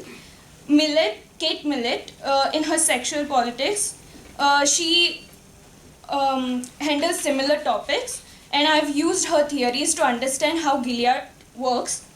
So she mentions that literature is used as a weapon to make people follow sexual inequalities and to develop misogynistic views. The handmaids are kept at the lowest on the hierarchy, though they do the most important work of keeping the human race alive. Other than handmaids, there are also Marthas who do all domestic work, aunts who help in manufacturing the handmaids, and the wives who take care of the house, and all of them have no power. Okay, even reading is forbidden to women. The use of Bible is done a lot, especially to justify how laws were formed for Gilead to function. So basically, they use a lot of religious texts to understand how masculinity and femininity works in this dystopian world. Okay. So basically, the Gilead is a patriarchal totalitarian society. The New England is taken over by the sons of Jacob, and they have formed this party called the Republic of Jacob, which rules over the whole of the new world that they have created under the name of religion. There are the hierarchy goes like commanders, then there are wives, then there are Marthas, aunts, and handmaids, which are on the lower this of hierarchy, lower platforms of hierarchy, and they all of them have assigned a certain particular color. So in this, the wives, so all the women have a color to wear. Okay, so the wives are they all wear teal, which is in contrast to the handmaids, who all wear these red robes, which can be seen on the cover. So they are given this blood red color because one, they menstruate, which shows that they are fertile and ready to be used as commodities, and second, because the whole place is a lot seen as a concrete jungle. There are a lot of buildings and things rather than greenery, and it's easy to spot a red color in these concrete jungles. So they have given this red color to the handmaids. The Marthas are grey color, so they can blend into the concrete jungle and they can function as usual. They still don't have any power, but they use this disguise to help the handmaids to gain some sort of agency in this society. And then there are aunts who use their sort of power to create and manufacture these handmaids. They don't have actual power, but they impose some sort of power on handmaids. Okay. Yeah. So what I have focused on is how the politics work in this story, which in this case is a set of people controlling another bigger set of people. Okay. And how sex and power is used to understand where the society is going. So here all the male characters are placed over the female characters. Even the servants who help around with driving somewhere, like the drivers or the military people, their position is kept higher than the handmaids, the wives and the rest of them. That is there. Then the use of patriarchy, there is a lot of patriarchal ideology that goes into the workings of Gilead, and you basically see what a male territory looks like so that they can keep the control over the females. And the whole thing is seen as a norm, like a male is supposed to rule over females, and this norm is created using religious texts. And then finally females, because they rank the lowest in the hierarchy.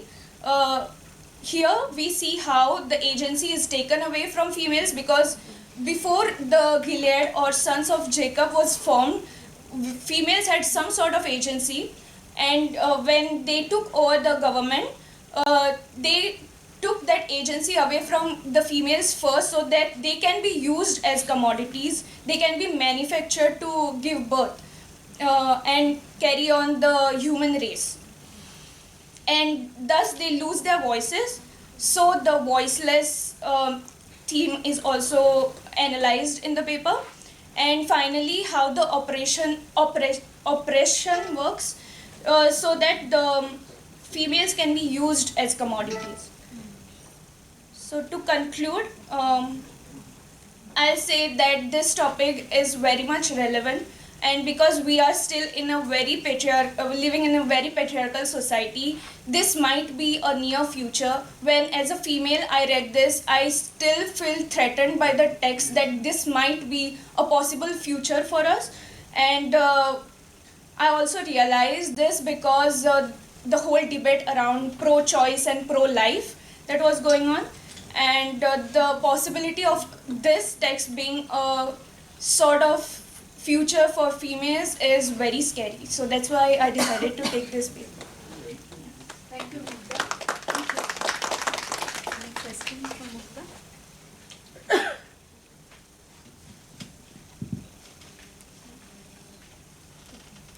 We go on to our thank you. The last presenter, Sneha.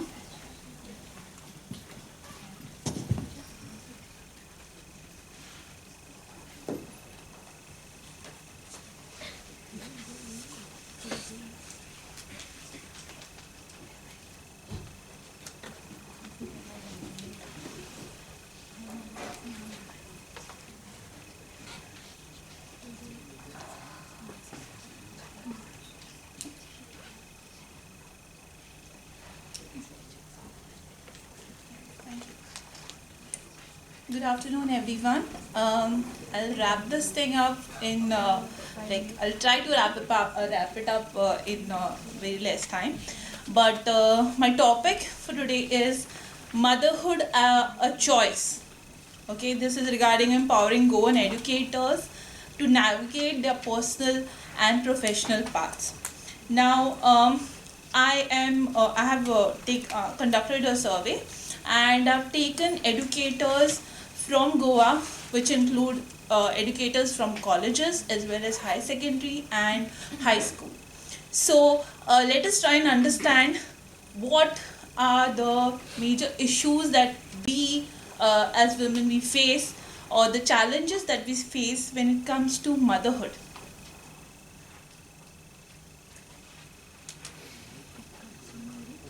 Yeah. Motherhood as a choice reflects the fundamental right of women to decide whether, when, and how they wish to become mothers. as we are no longer bound to our household anymore.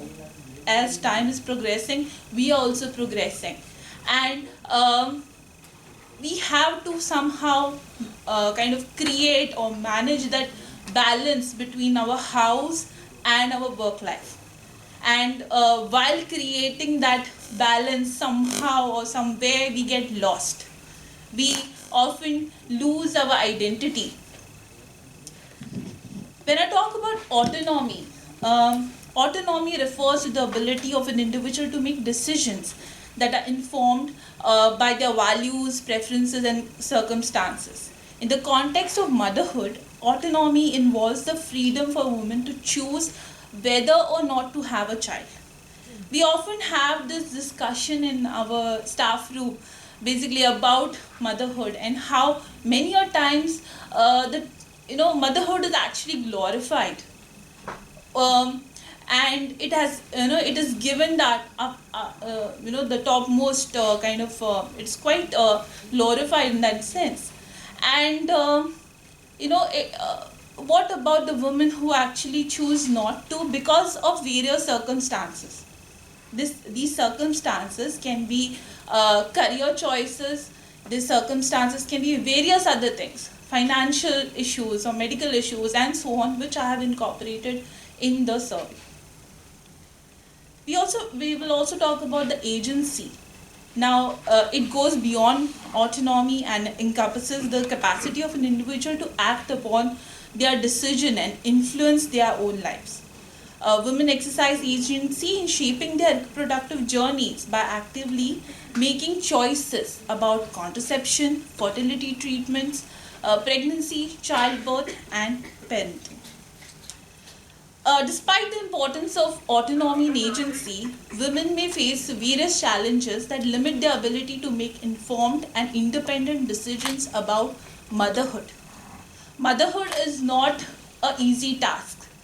It is a very, very difficult task, and it becomes more difficult when the woman is actually out there working, as she has to create a very sound balance between the two things. Here I had, this is the age group of the samples which I have received. I have received around 140 samples, and from there you see that almost 50% of the women out there, educators out there, are between the age of 25 and 34. I'll just go ahead with the thing. Now, I even bifurcated the survey into parts. The first part was family and social support. As we know, when we even think about motherhood, the first thing, the picture comes into mind is that what about my family, or do I have enough family support? Is there someone to look after my baby when I am working? So around 88% of the women in that survey actually felt that the biggest challenge and the barrier related to motherhood is whether a mother, or in deciding to become a mother, is one of maintaining the work-life balance. As all of them are educators, so that is their number one concern. How am I going to manage everything? If the family is supportive, then well and good. But if it's not, what will be my child's future? Every now and then we think, I am a mother, and constantly I feel that somehow I am letting go of my daughter's present. In order to, give her a better future, I am kind of sacrificing her present by not being there for her. So these are the many issues and concerns that all of us, all women actually face. Okay? And whereas 10% of them have claimed that it is because of the medical complications and other reasons. Now here again we have a very diverse chart showing that the level of involvement of the partner. Okay, and 39% actually says they are highly involved, but what about the 16%? It is when men and women, men also realize the importance of motherhood, men also realize how much a woman, motherhood takes a toll on women. You don't see her, it's always like, you should understand, you should empathize with them. We might get cranky sometimes. We might have our own, we might just fire you or something of that sort. But there's a reason behind it. All that frustration piling up, it also creates a very kind of a negative impact on you. It also kind of creates or gets to very there are very serious health complications even because of all the stress, all this piling up which is happening inside us. When examining, there was a question about unsolicited advices or criticism from colleagues or family members. Many didn't say that they didn't receive any such advices, but the others said that they did. And many a times we ignore these advices. People always say that why are you not why are you not planning? But no one asks her. No one is actually because motherhood is glorified, and they actually think that just because I am a mother, even you are married, and even you should think about motherhood. But that is not the case. There are many other factors which impact my decision or that woman's decision. So that we should consider before even bringing up this issue in front of her. Understanding and support from extended family members regarding career and motherhood. So 16% of the women actually indicate that there is a minimum level of understanding and support. So many a times, family now in this generation, actually many of us are living in nuclear families. So it is very quite relevant that we might have to manage things on our own. So I feel that even because of that, many women decide not to have a child so soon. Then the next part is work-life balance. When you talk about in examining the allocation of time and energy between work and family. So here is the data that shows that almost 33% actually say that they kind of give more time to their work, and the rest is out there. I'll just skip a few. Okay. So respondents actually express their desire for support or resource they wish were available to help achieve a better work-life balance.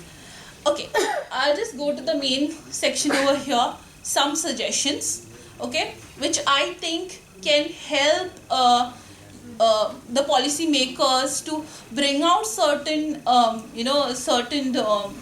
programs or certain give some solution to the women out there to help them to create this balance or to they support their choice.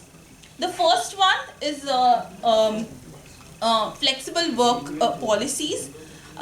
It could be adopted like there could be flexible working hours and part-time work arrangement done.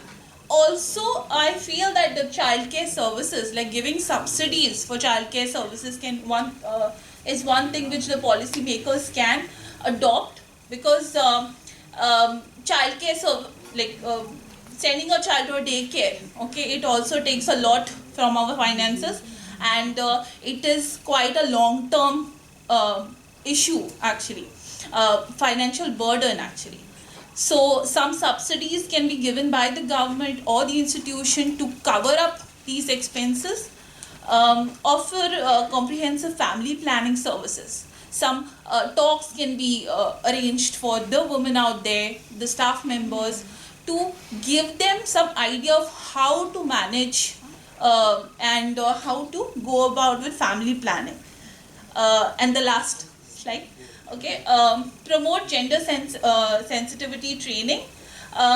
I feel that when at home, you know,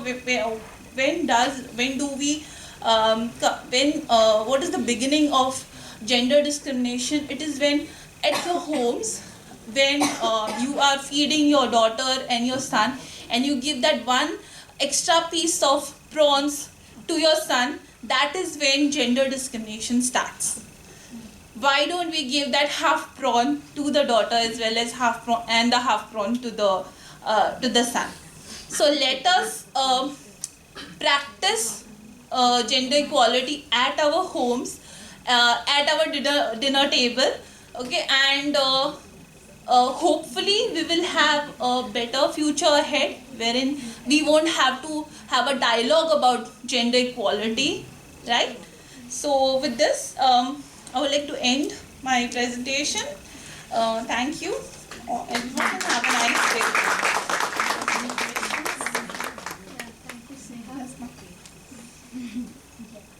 Paper dealt the very sensitive issue of motherhood. Would anyone like to ask any questions? In fact, the last two papers were related, The Handmaid's Tale and Motherhood. We are running late, so maybe we could take some questions over lunch. Yes. Personally. Yes. Yeah. So as chairperson of this very interesting session, we've had 10 papers, and with only a few 10 papers. And I would like to first of all thank the organizers for giving me this opportunity of this extremely enriching experience for me. I mean, to sit here and listen to these interesting papers, there's enough food for thought for, I think, another 2 years from the things that have come up here.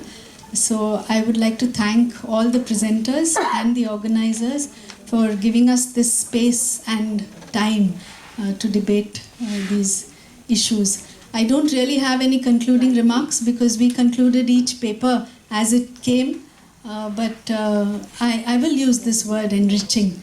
And this has really been a very lucky thing for me to sit and listen to these presenters on a variety of issues.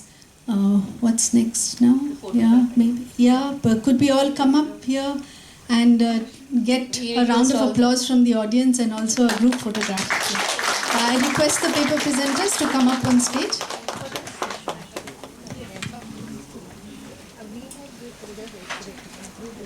Yeah, while we do that, thank you, ma'am, Ma'am Lucy, for chairing this session. It has been. I know we were a bit hurried in getting you to finish your lunch quickly. I'm sorry for that.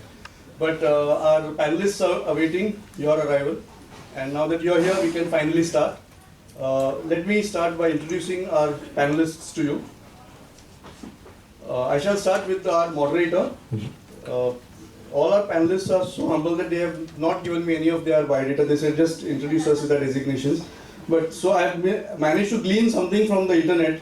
So please forgive me if it is not too true. So we'll start with Ms. Siddhi Karodkar. She is a practicing advocate at the High Court of Bombay at Goa. She is also the General Secretary of Akhil Bharatiya Adhivakta Parishad for the state of Goa and President of Libra Sishio Legal Trust for the state of Goa. Please welcome Ms. Karodkar. And she is a member of the Goa State Commission for Women.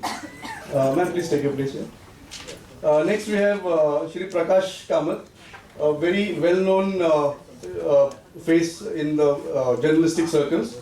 He is a senior journalist who has worked in local as well as national newspapers like the Economic Times, the Hindu. He works in the disability sector for accessibility, inclusion and empowerment is well known. He is a member of Goa State Advisory Board on Disability.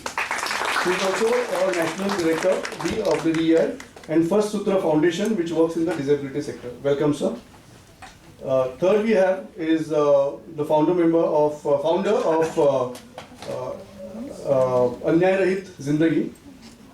It's Shri Arunendra Pandey. He is a law graduate from Lucknow University and has postgraduated in criminology and correctional administration from Tata Institute of Social Sciences, Mumbai. He worked as a senior research activist and has been involved in a national study on sex trafficking in India from 94 to 97. As I said, he's one of the founder members of URS, an NGO working in Goa since 1998 on trafficking related to commercial sexual exploitation and child sexual abuse. He has been actively involved in prevention, rescue, rehabilitation of victims of child sexual abuse and commercial sexual exploitation. URS has set up various business enterprises for the economic rehabilitation of the victims of sex trafficking in Goa. He has conducted various research, a lot of research, and published several articles and papers and standard operating procedures to combat sex trafficking. He has contributed to the drafting of the Goa Children's Act and Prabhat scheme for the rehabilitation of the victims of sex trafficking.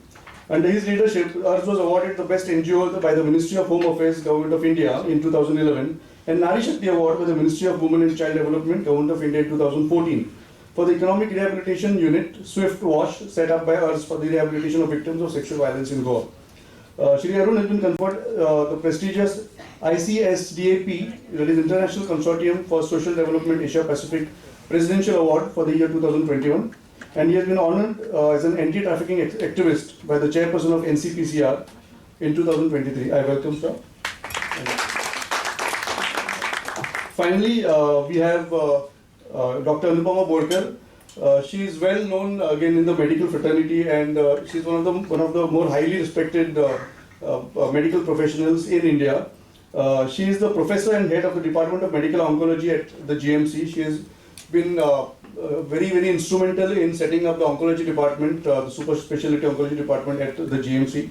And she has previously been consultant hematologist and oncologist at Bombay Hospital, Raheja Hospital, Global Hospital, and SRCC. Am I right? Yeah. Please welcome Dr. Anupama Borkar.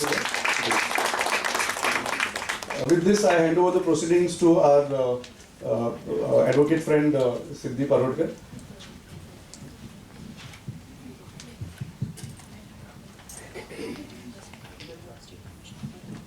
I also welcome the chief guest of our valedictory function, Miss Shashi Soni. I request all of you to give a big round of applause.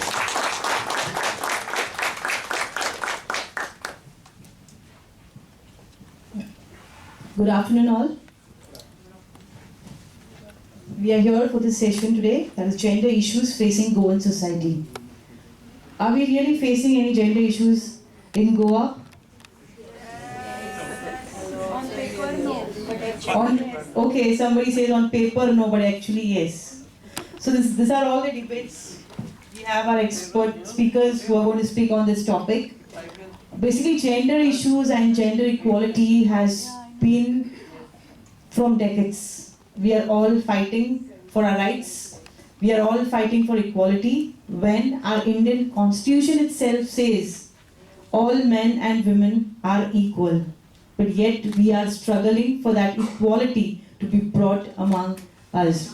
So today we have with us our first panelist who I request to share experience, Madam Anupama, Dr. Anupama Borkar, to share experience and throw light on how the gender issues comes when it comes to medical facilities, when it comes to health issues. Basically, we say that if a healthy woman is very much necessary for a family, and if the family is built on a strong platform, then it will definitely benefit the society. So I think Dr. Anupama is the best person who can share the views how health and gender issues are related. Yes, Madam, over to you.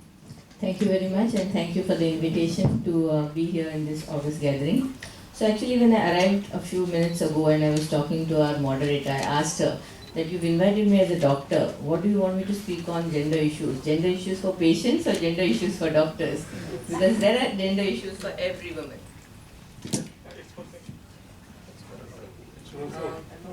Okay, so Madam just said that gender issues have been there for decades or years together. I think gender issues or gender discrimination has been there since time immemorial. Even if you look at our Puranas and if you read even our spiritual texts, our epics, you always find that women have been at the receiving end.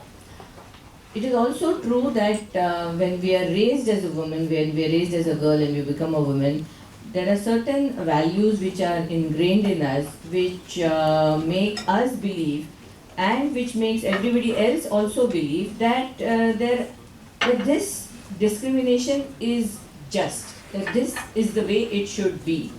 And probably in earlier times when women were only homemakers, or they only took care of the house and only took care of raising children and taking daily chores of cleaning the house, cooking, probably the impact of this discrimination was not so much. But if you see in the last few centuries, in the last few decades, the role that women play in society, the role that women play in shaping society in various fields, whether they are economic fields, whether they are science related fields, whether it is teaching, whether it is medicine, women have not come to such high level of achievement that I feel that the higher that the woman achieves in her career, the more is the discrimination, and more is that at every space the gender issue or the gender discrimination just goes on increasing. And very often it is very subtle, but it is there. So I think we just have to learn to live with it. We have to learn to fight it or resist it or face it in the best possible manner, maintaining our dignity, at the same time making it very clear that if you have achieved a certain position, it is because of your hard work and your merit, and that you cannot and you should not be discriminated against just because you're a woman. And I think women have amply proved it that they can do everything as good as men and probably better. When I talk of women doctor and I talk about women patients, and the issues that they face are much more grave. So I think as women we are always taught that we should sacrifice for the sake of the family, that the family, the husband, the children, the extended family comes first, and we give our health, our well-being, our happiness second priority, or probably the last priority. It's just not there in our list of priorities. And somewhere this has to change, because we all know that if the woman of the house is healthy, the family can be healthy. If the woman of the house is sick or she cannot perform to her best, then it's not only her health and her happiness which is affected, but the entire family takes the brunt of it. Very often we see, like in my field, I'm a cancer specialist, we see women who have some kind of a swelling, a tumor, very often breast lump in patients who ultimately turn out to have breast cancer. And then they'll say that yes, I did notice it 1.5 years ago, but last year my elder son got married, so I thought I'll wait. Then my daughter was pregnant, and her delivery, then this and that and that. So everything else takes importance over your own health, which is something that we have to strive to change, and we have to make women realize that they cannot sacrifice their health, and sometimes that means sacrificing their lives for the sake of family events, social events, because ultimately if they are not healthy, or if they succumb to a disease just because they did not report in time, then it is that very family who is going to suffer forever with that. As far as the support of family members is concerned, I see this every day in my practice, that when a woman is diagnosed with a life-threatening illness, then she also takes the blame for it. So many people believe that she earned it, she deserved it, there's something that she did because of which she got the cancer, or because of which she was staying, and that at that very time when you need maximum amount of support and love and care and empathy from your immediate family, it is at that moment where many of the times people give up on the women. Oh, now she's not going to make it, so why put your time and energy in her, or why put financial resources. We in Goa are very lucky that the government of Goa has made healthcare completely free of cost to all Goans, and this the amount of money which is spent by the government on treating patients, especially in Goa Medical College, because I work there, I know that, is like crores and crores of rupees. Like a person from a lower middle class family who may not be able to afford treatment worth even 20 or 25,000 if they were to go to a private setup, they get treatment worth lakhs of rupees in Goa Medical College, which is completely free of cost. But even for that, even when the treatment is free of cost, we find that families hesitate when it comes to women patients. Although I must say that I have worked in many other parts of the country, and I firmly believe that the level of discrimination against women is the least in Goa compared to the other states that I have seen. Even if I analyze my patients, we feel that the ratio of men to women is about 50-50, which speaks a lot because in many other states, if you have a cancer hospital or a cancer unit and you look at the ratio of male to female patients, it would be something like 70 males and 30 women, because women are not given priority, or once they are diagnosed, nobody bothers to treat them. So that way we are actually much better off in Goa. But yes, gender issues exist. They exist at every strata of society, and we have to accept that they exist, and only when we accept that there is a problem that we can start looking at solutions. I think stop. Even nutrition for that matter, we know that when a nice meal is cooked in the house, everybody will eat, and only what is left over, if something is left over, then it's the lady of the house who has cooked who will eat. So it's not that the fancy item, but it's just the nutrition suffers, because you don't think that you deserve to eat as well as the other members of your family. So we need to change that mindset at some point. Thank you, Madam. Yes, of course, Madam spoke about this gender inequality which has been existing since olden times. But if you see, initially women were worshipped as goddess, then the role has been slowly changed. Now we have laws, many laws protecting women, and the position is far better now. But yes, the struggle of fighting that discrimination still continues. Again, Madam spoke about the values and cultures, which is very much important. In this modern society, we feel that somewhere the culture and values are missing, and because of which our mindset or the thought process of our young children are also not that which our old age people used to think. So somewhere the value and culture is definitely missing among our youth, and accordingly I feel that, Madam, world is becoming more materialistic. Even parents who are working, both the parents who are working are unable to give quality time to their children, and because of which social media has taken over, I think to some extent, the role of parents also, because they spend more time on their internet. Role of women is very important for shaping the society. So definitely the health of women is important to be taken care. Sometimes women are lacking in decision making after their marriage also, especially when it comes to conceive for a pregnancy or a sexual relationship. Then sometimes they don't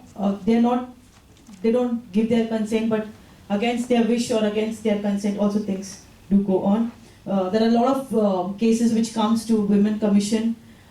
Even working women, as Ma'am said, the ones who are working, earning and doing well are faced more discriminations. I remember one of the incident where a lady who is on a higher position than her husband at the workplace, and the husband demands that the entire salary should come to him, and he will give her to spend.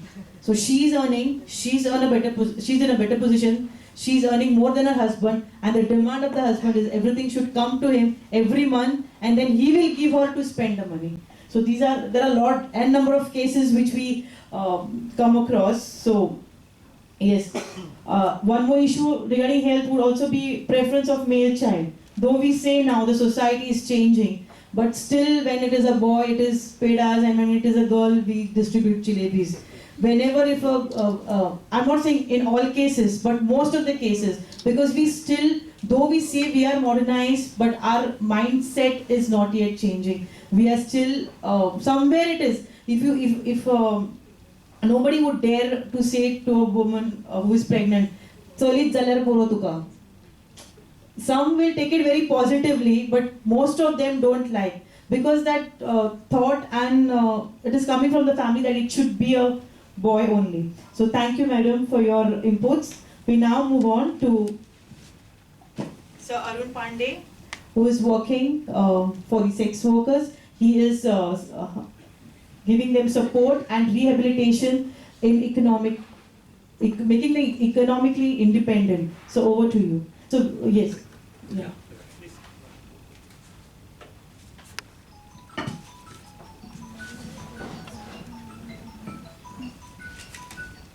Good afternoon, everyone.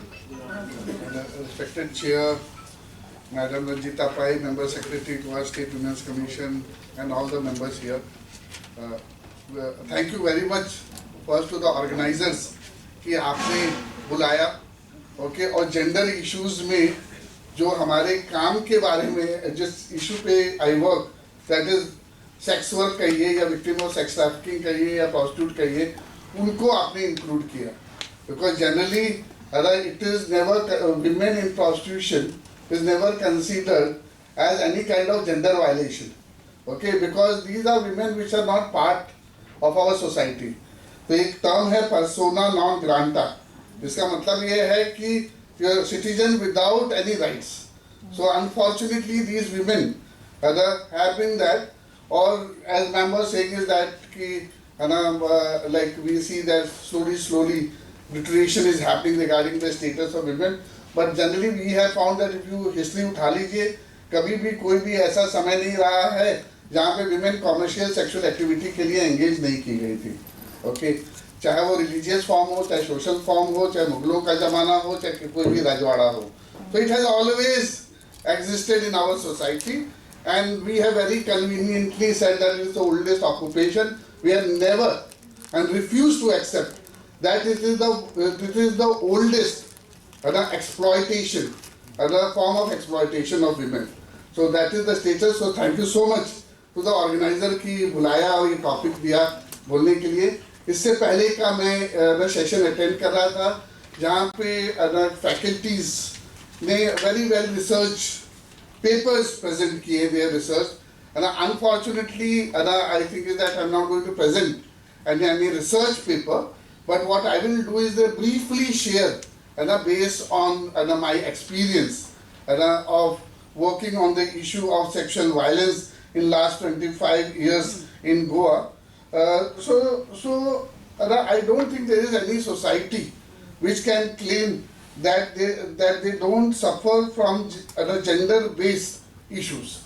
Okay, so every society faces, and what we find is that कि depends कि form क्या है, because end of the day जो gender based issues हैं, they are based on certain practices, whether it is social practice, cultural practice, religious practice, or you call it or you can call it as legal practices. So what are the practices you have, based on that gender discrimination होता है. पर एक चीज common है जो globally you find is that sexual violence. So you take any society, any across the world, you will find that sexual violence is happening.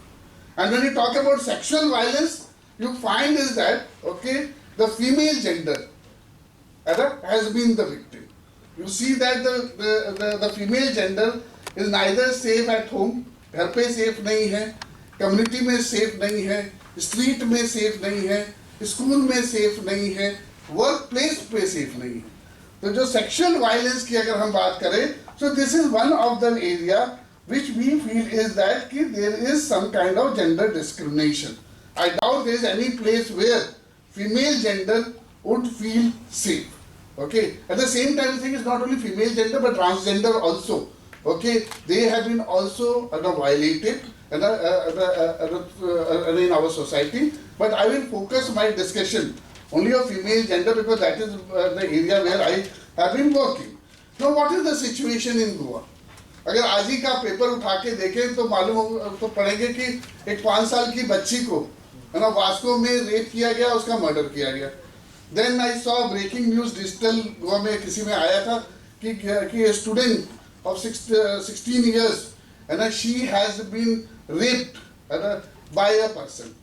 So what we find is that in working last 25 years, we find is that there are various gender issues which comes to us. चाहे वो domestic violence हो, okay, चाहे dowry related cases हो, चाहे sexual violence related case हो, we come across those. Sexual harassment at workplace, ये हमने लोग आते हैं हमारे पास cases लेके. पर एक जो है, जो common हम पाते हैं और जिस पे हम लोग काम कर रहे हैं, that is commercial sexual exploitation. That what we have been finding in Goa quite rampant. But unfortunately, then again there will be a discussion कि ये जो commercial sexual exploitation है, ये क्या ये गोवा का gender issue है, या क्योंकि महिलाएं इसकी बाहर की हैं तो ये बाहर का issue है ना? We believe is that भाई आपके यहाँ हो रहा है तो आपका issue नहीं है तो किसका issue? Okay. Our study shows that nearly 7 to 10% of the girls who have been rescued from commercial sexual activities are those who are resident of Goa. Okay, अगर यहाँ पे market बनेगा तो ये हो ही नहीं सकता है कि यहाँ की महिलाएं और बच्चों पे असर ना पड़े. Okay, so we believe that's why I've included this to discuss with you all is that कि कहीं पे commercial sexual जो exploitation है वो एक बहुत बड़ी समस्या है. Okay, और गोवा को what we are seeing is that कि it is slowly becoming a huge sex market, wherein we have recently did a study जहाँ पे हमने पाया है कि लड़की लोगों को करीबन 25 states of India से traffic किया गया है. I think there are 28 states of India, so nearly 25 states of India the girl has been trafficked. When I say 25 states of India girl has been trafficked, what I am trying to say is that with 25 states we have an organized network of supply of girls. Okay, this we need to take it seriously. So it is not only that the girls are being trafficked within the country. The girls are being trafficked from Nepal, Bangladesh, Kenya, Africa. Recently we rescued girls from Kenya. और वहाँ पे पाया है कि organized network है, और न केवल ये network है लड़की लोगों को ला के बेचना, exploitation करना, पर जो इससे पैसा generate हो रहा है, that also हवाला के through वापस जा रहा है. Okay, और इसी कारण है कि enforcement directorate, after the girls were rescued, enforcement directorate has got into this, and during their investigation they have found is that कि इसमें करोड़ों का लेन देन हो रहा है, क्योंकि enforcement directorate 100 करोड़ से नीचे का कोई इन्वेस्टिगेशन नहीं लेता है. तो उन्होंने सिर्फ 10 दिन के अंदर पाया कि 200 करोड़ से ज्यादा का इसमें ट्रांजैक्शन हुआ है, जहाँ पे लड़की लोगों को सिर्फ कीनिया से लाके एक्सप्लॉइट करते थे और ये पैसा वापस कीनिया में हवाला के थ्रू भेजा जाता था. So what I am trying to say is that here there is that a market is being developed in Goa. As per our estimation, there are around 8,000 girls who are every day being exploited. अगर आप Goa state Goa state health services AIDS control society, Goa state control society का statistic देखें, उनके अनुसार उनके पास 4,500 girls registered है, and nearly 5,500 are being trafficked from other states for a short period of time and being exploited and sent back. आपको जान के आश्चर्य होगा कि every day we are doing a business of 15 crores every day from commercial sexual activities, and here is this business, no GST to be paid. Okay, चाहे वो state tax हो है ना, CSR यहाँ पे ना स्टेट टैक्स है ना सेंट्रल टैक्स है ना, कोई पेमेंट नहीं करने का है आपको. ओके, और ये सब पैसे कहाँ जा रहे हैं? ये सब पैसे हैं जिससे ये मार्केट स्ट्रॉन्ग होता जा रहा है. Not pointing to anyone, but I am saying is that these are dangerous trend. Okay, but actually why this is happening, that is more important, because generally if you go to see is that yes, Goa is a small place. We find is that as compared to other states of India, we don't have such serious issues when it comes to gender issues. You say the law enforcement agency comparatively is much better, the quality of the services are better, but again I say is that when it comes to this group, we are discriminating. We are discriminating. You see, hardly there are rescues happening. Okay, I was telling you during lunch, after lunchtime, I was interacting with some of friends and saying that Mapusa में Covid से पहले सिर्फ 7-8 लड़कियां थी और Covid के बाद nearly 70-80 लड़कियां हो गई. And I have been knocking door of everyone. Yesterday I have gone to the MLA of the local area and told sir कुछ कीजिए, नहीं तो we are in the process of making Baina here. Okay, Baina didn't get developed in 1 year. Okay, and now Baina got developed because all of us were silent. Baina got developed because the society felt ये different लड़कियां हैं, हम अलग हैं, ये बाहर की लड़कियां हैं. Okay, है ना. पर हमें ये समझना पड़ेंगे महिलाएं महिलाएं हैं. कोई भी किसी बच्ची को, लड़की को, औरत को उसके गांव में नहीं एक्सप्लॉइट करता है, क्योंकि उसके गांव में सपोर्ट है. सब लोग उसके रक्षा करने के लिए आएंगे, बिकॉज उससे वहां की जो मैस्कुलिनिटी है, मेल का है, उनका नाम खराब होता है.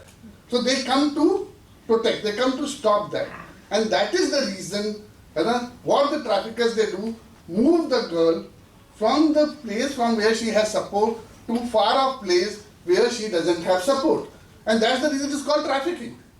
Traffic means moving one person from other place for the purpose of exploitation. So definitely, even if she doesn't belong to here, the law needs to protect her. If the law doesn't protect her, then the chances are that, okay, the whole market will get developed and it is going to affect the local society also. है ना. अब कहीं कहीं पे लोगों के सामने ये मिसकंसेप्शंस होते हैं कि ये लोग अपने आप कर रहे हैं, ओके, अना की इजी मनी है वगैरह. I am not going to get into that, but we need to understand we have been working with these women. We haven't found any women who have joined this on her own wish. Majority of them have been forced. The problem is that when we meet her, that is the time she says, I want to continue. Okay, because the time when she was inducted and when she was being exploited and forced, okay, none of us were there to help. And she not having choice, she has accepted this. Now she is dependent on this economy, otherwise there is no option. कहाँ पे option है? जैसे madam बता रहे थे कि हम लोगों का लाइवलीहुड सेंटर चलता है, हम करीबन 20 साल से चला रहे हैं. कितने लोगों को किया होगा? 1500 लोगों को. इसके अलावा पूरे इंडिया में कहीं पे भी लाइवलीहुड अपॉर्चुनिटीज नहीं दी जा रही है लड़की लोगों को, कहीं पे भी नहीं है. लाइवलीहुड अपॉर्चुनिटी के नाम पर उनको प्रोस्टिट्यूशन से निकालने के नाम पे सिर्फ शेल्टर होम में डाला जा रहा है. I am talking about all across India. Okay, so what they require is counselling, what they require is jobs, what they require is that the family who accept them. Are we working on those directions? No, we are not working. So it's so unfortunate is that कि ये जो market है, unfortunately में अगर हम समाज की बात करें तो ये जो समाज है, अगर ये कहीं पे रिस्पॉन्सिबल है. क्यों मैं बोलता हूँ? अगर कानून है हमारे पास, we have one of the best laws in India, it is not being implemented, and especially when it comes to commercial sexual activity, it is not being implemented. Why it is not being implemented? Because there is no societal pressure. You take the question, an example of Nirbhaya. Nirbhaya hua, people got on the street, all the laws were reviewed. Okay, और उससे क्या हुआ है कि we find some kind of deterrent among those who are violators.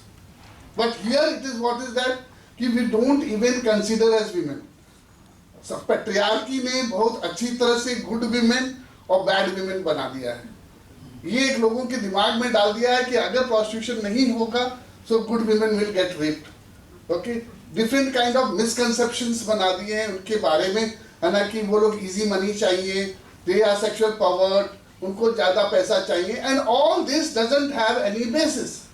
There is no research done, there is no empirical research even of that if you close down prostitution, okay, rape will increase.